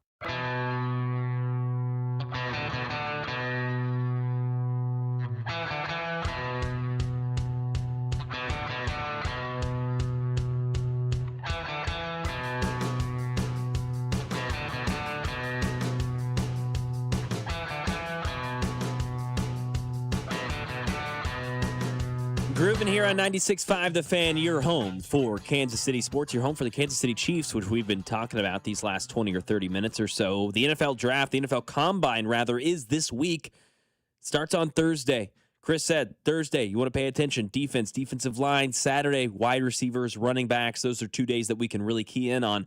But we'll have all the information from the draft. We've got Matt McMullen, Mitch Holtis, and, of course, our guy Nate Taylor there as well. We'll be talking to them on the drive with Carrington, Harrison, Alex, Cody, and Gold, and then, of course, Fesco and Dusty and myself. In the mornings, we will have all those guys on. Throughout the week, we will be talking combine, who's talking to who's eating where, and who are the Chiefs really keying in on and looking at. If you want one person on Saturday to watch at wide receiver, Makai Lemon, the wide receiver from USC. Yes. He's been my favorite receiver in this draft class since the beginning of the year. Let's go. He's got some Kelsey-like traits. He has some Puka Nacua-like traits. He's small, but I don't think that matters. Yeah, I don't care. Because he plays big. Yes, there we go. That's what we need. He plays like someone who is probably like 5 inches taller than he actually is. Yeah, he's like 5'11", 6 foot. I mean, he'll probably be shorter than that. Oh, really? Whenever you look at these measurements in college, take an inch. That's what I'm going off of. Inch and a half off of that. So he's probably like 5'9", 5'10". I get it. In high school, I was 5'10" and $180. Like, I get it. Yeah, it happens. Like, you've got to soup it up a little bit. But to your point, I think playing big is really what matters. Like, we talk about, especially in Kansas City, just because it's such a need. We haven't seen someone really go up and get a football in a while other than Travis Kelce. Maybe Tyreek Hill played bigger than he was. But Tyreek even so, did. Tyreek, he really played way bigger than he was. He did. He's 5'7", 5'8". He's playing like he's 6 foot 6'1". We'd love to have a 5'11". You're giving him. He's 5'9". You're taking away. He's taking away a lot. I am. He's like 5'9". He does. He's like 5'4", 5'3". He doesn't really get that anymore. So he's playing. He but played again, like he was over 6 feet. To your point, if we had someone who's 5'11", maybe 5'10", Makai Lemon, they're playing like they're 6'3", 6'4", right? And I think the wide receiver position isn't. We talk about it here in Kansas City, like everyone's out there 6'4", 6'3". So many of these guys are 6'1", 6'2". Like, how big do you think Justin Jefferson is? How big do you think Jamar Chase is? They're 6 foot to 6'2". Yeah, 6'1". Oh, Chase is like 6'1". I'm not Chase. Jefferson. Jefferson's like 6'1". Chase is like 6 foot, maybe 5'11". Chase is probably 5'11". He's probably, they list him as 6, but he's probably 5'11". I think he's like right on the cusp between 5'11" and 6 foot. But to that, Amon-Ra St. Brown, he plays bigger, probably 5'10", plays like he's a bigger guy. Yeah. These guys, that's what it really. That's the point that I want to emphasize. That you said that we need to find someone who plays bigger than they are, because you're not finding Andre Johnson. Like, you're just not. Mike Evans isn't walking through that door unless you go sign him in free agency, which you should. But that's a separate conversation. You still need someone for the longevity here. And I'm really glad you said Makai Lemon, because Carnell Tate's been a name that I've heard from the Nationals more and more, which I like. Carnell Tate. Bink loves him. I know. Bink loves him, too. I just don't think he's a fit for the Chiefs. I have been more on the Makai Lemon train, so I'm excited. I was starting to, like, feel like, okay, maybe I'm wrong. Maybe it's not. You know, and the reason why is because a lot of people think they see Carnell Tate and he's 6'2". I get it. And they're like, long. They need a big receiver because we get all these small guys. Exactly. And it's like, first and foremost, the Chiefs have won Super Bowls with small receivers. Mm-hmm. I mean, Tyreek Hill's a small receiver. Yeah. But, like, the thing is how you use them.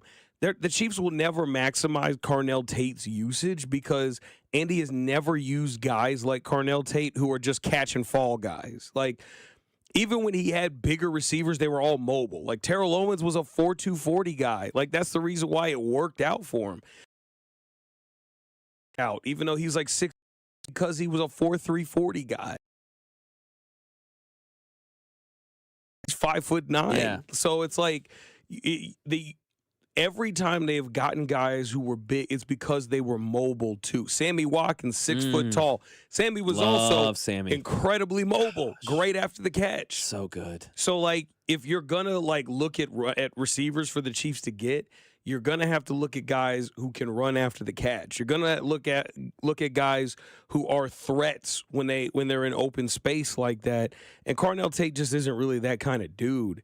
I think he'll be a fit for some other team, and he'll probably be a very good receiver, but he just wouldn't work out in Kansas City because he's just not their kind of guy. Yeah, I was just looking at some of the advanced nerdy stuff. It just felt like the separation score and all this stuff was leaning towards Makai Lemon, and like that's just what we need right now. I just need a guy who can win. You said win quickly earlier, and I thought that was a great point. Not win, but win quickly on defense and offense. You were meaning defense, but we're talking wide receiver. You could apply that to receivers too. Exactly, against man coverage. Go win. I need you to win in under 2 seconds. Go do it. He's incredible in man coverage. I saw him moss guys bigger than him in man coverage. I like that. And also he when I said he has like Kelsey-like traits, when I say that is because of how he attacks zone. Like, Kelsey's big thing is he's great at being able to break his coverage off against zone based on what he reads.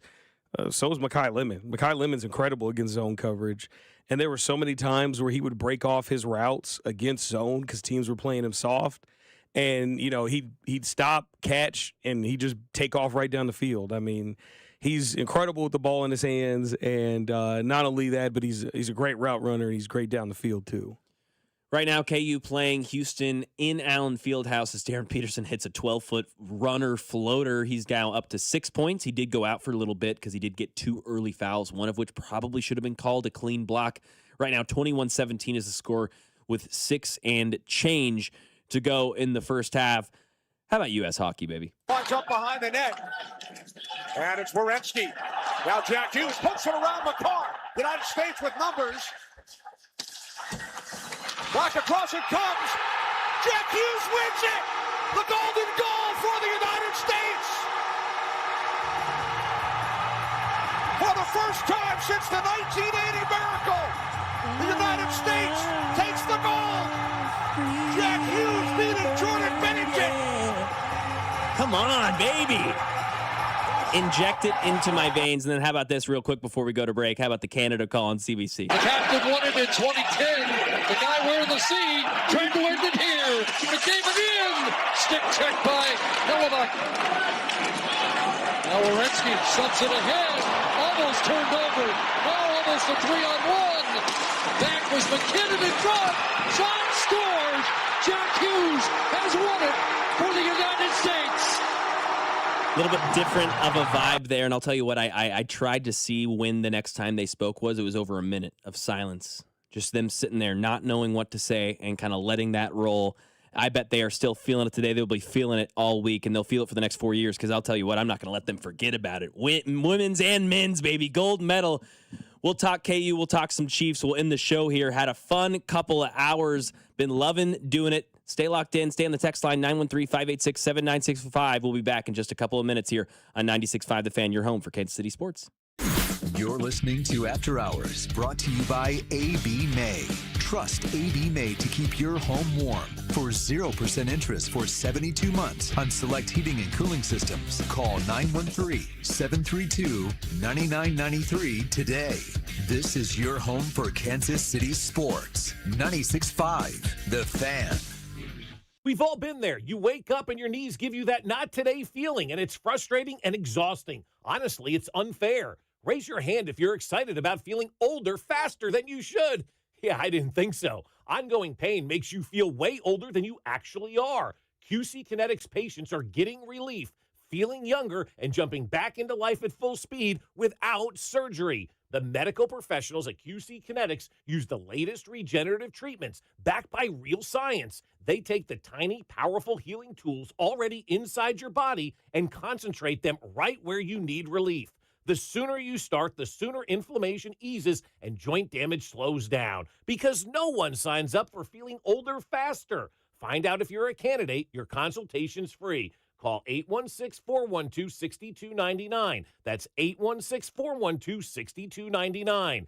QC Kinetics off 435 in State Line and in Gladstone. 816-412-6299.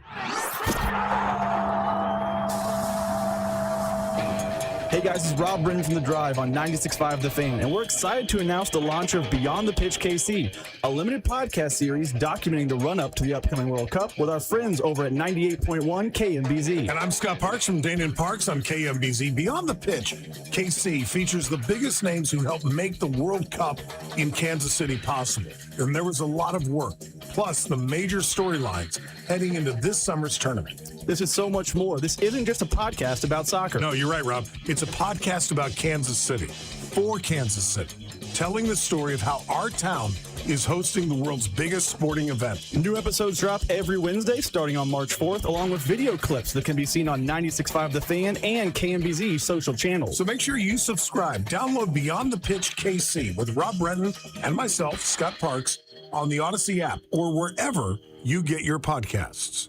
Wouldn't you like to take a vacation from your bills? Well, you can. With credit card balances at an all-time high and Golden Oak's 4.5% rate, you could be saving thousands of dollars after a simple phone call. Call today and get your cash in as little as 14 days and make no payments for 2 months. Call 913-890-GOLD. Golden Oak Landing cured my blues. 5.442 APR, FHA 15-year, 20% equity, qualified credit, additional terms apply. NMLS 114937. Hey, it's almost Andy Reid. Who knew dressing up for a Halloween ball would change my life forever? Now I get to celebrate with the best fans and everything Kansas City. Oh, yeah! My journey also led me to Renner Garage Door, Casey's go-to team for garage door repair, replacement, and service since 1956. Renner features an MVP lineup from Delden, Amar, and Liftmaster. R-E-N-N-E-R, R-E-N-N-E-R. I'm Bob Burke, founder and chairman of Burke America Parts Group, a family of brands that includes RepairClinic.com, an appliance and HVAC parts solution company that's grown into an international brand. Before AmericanEagle.com, we partially launched a new technology platform developed by another firm. American Eagle helped take our technology to a whole new level with digital marketing, software development, and business insights into our key markets, appliances, HVAC, and outdoor power equipment, and did so both on time and on budget. AmericanEagle.com has the resources, experience, and talent needed to produce solutions. Our new technology platform, developed by AmericanEagle.com, has produced tremendous results with higher traffic, conversion, engagement, and online revenue. If you have any home repairs you need to take care of, check us out at RepairClinic.com. If you need a world-class website or technology project, then I would highly recommend AmericanEagle.com. Call AmericanEagle.com at 773-NETWORK. That's AmericanEagle.com, 773-NETWORK. You're listening to 96.5 The Fan from the DM Injury Law Studios. Mike's got this. Car, truck, or motorcycle wreck? Remember, Mike's got this. 816-888-7500. Mike's got this.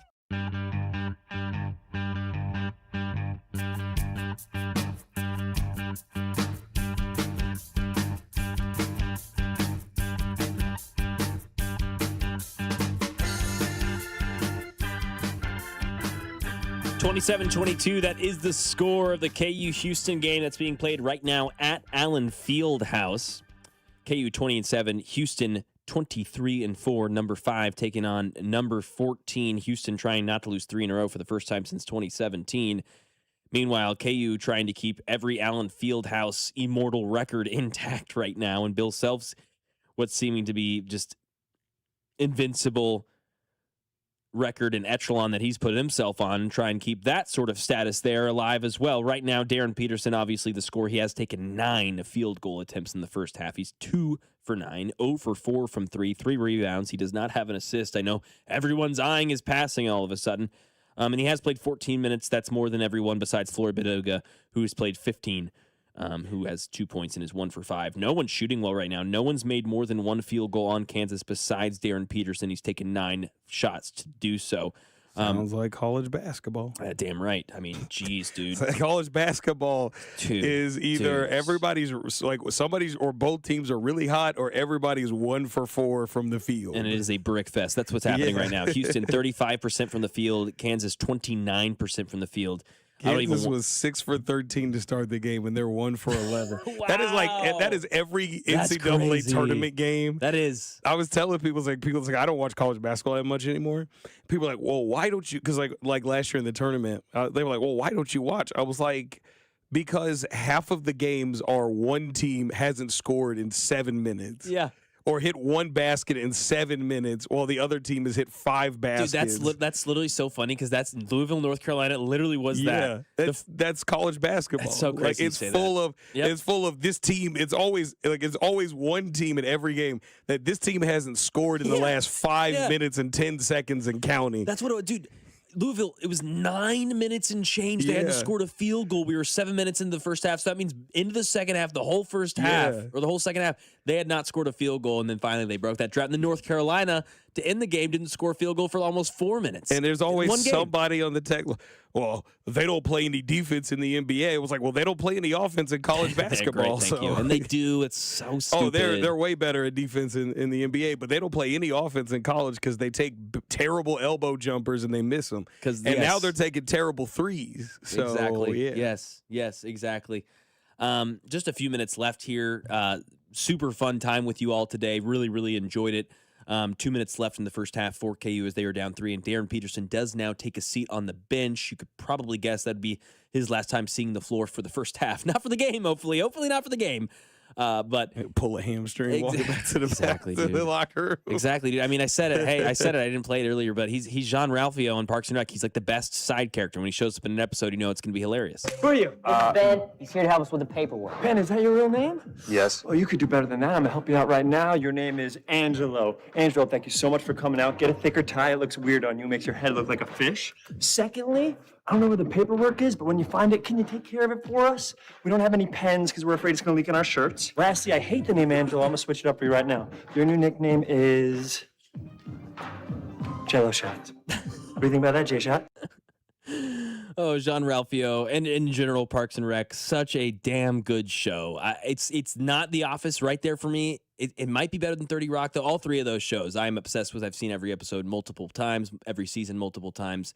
As KU has now tied it up 27 all, Melvin Council with the ball and trying to find some sort of half-court offense as Darren Peterson's off the court for the last minute and change of this first There's half. going to be a ticker at the beginning of the second. Houston hasn't scored in the last 5 minutes. Exactly. Yeah, Houston is. Yep. And, I mean, they're 10% from three right now. It's absolutely disgusting. College basketball for you. Absolutely disgusting. Let me play you 20 seconds of Bill Simmons on Darren Peterson because he is the main story before we get out of here. I'm not sure Darren Peterson is going to go first anymore, which I would have bet anything on 2 months ago. But there's just too much weirdness with this Kansas thing, with him coming out of games and the cramping and the competitiveness. And unless he's actually hurt, which is now a new theory, I think teams value competitiveness too much. It's the number one thing we've learned about the NBA in the last 15 years is, you know what, it's a good idea to have competitive guys. And I think this has just gotten too weird with the Kansas thing. And I think there might be better picks. Yeah, you know, this is recency bias from my guy, Bill Simmons. Love Bill, think he does great work and he knows the game of basketball better than most. But yeah, this is a guy who, just because you're not playing doesn't mean you're not competitive. He's actually, you could argue he's extra competitive. He's ultra competitive because he's thinking about the future. He's thinking about the NBA, which is where he'll be, and he'll be the number 1 overall draft pick. And I think tonight's performance is going to help him, especially in that second half. Right now with 6 or 7 points, they're up by 1, 28-27, 37.6 seconds left as Melvin Council takes his second of 2 free throw shots in that first half game. Thanks so much for hanging out with us on 96.5 The Fan. It's been a wonderful 3 hours with Chris Unocero and myself, Mac Morey, with you guys. Make sure you stay locked into Combine content. We'll have it all. Matt McMillan, voice of the Chiefs, Mitch Holtis, and of course, ESPN guy who covers the Chiefs, Nate Taylor, will all be here on the phone. Fesco and Dusty, Cody and Gold, The Drive with Carrington Harrison. Make sure you stay locked in. I'll see you in just a few hours on Fesco and Dusty. Thanks for listening, guys. Appreciate y'all. Stay happy, stay healthy. Say hi to your dog for me. Have a good one. You're listening to After Hours, brought to you by AB May. Trust AB May to keep your home warm for 0% interest for 72 months on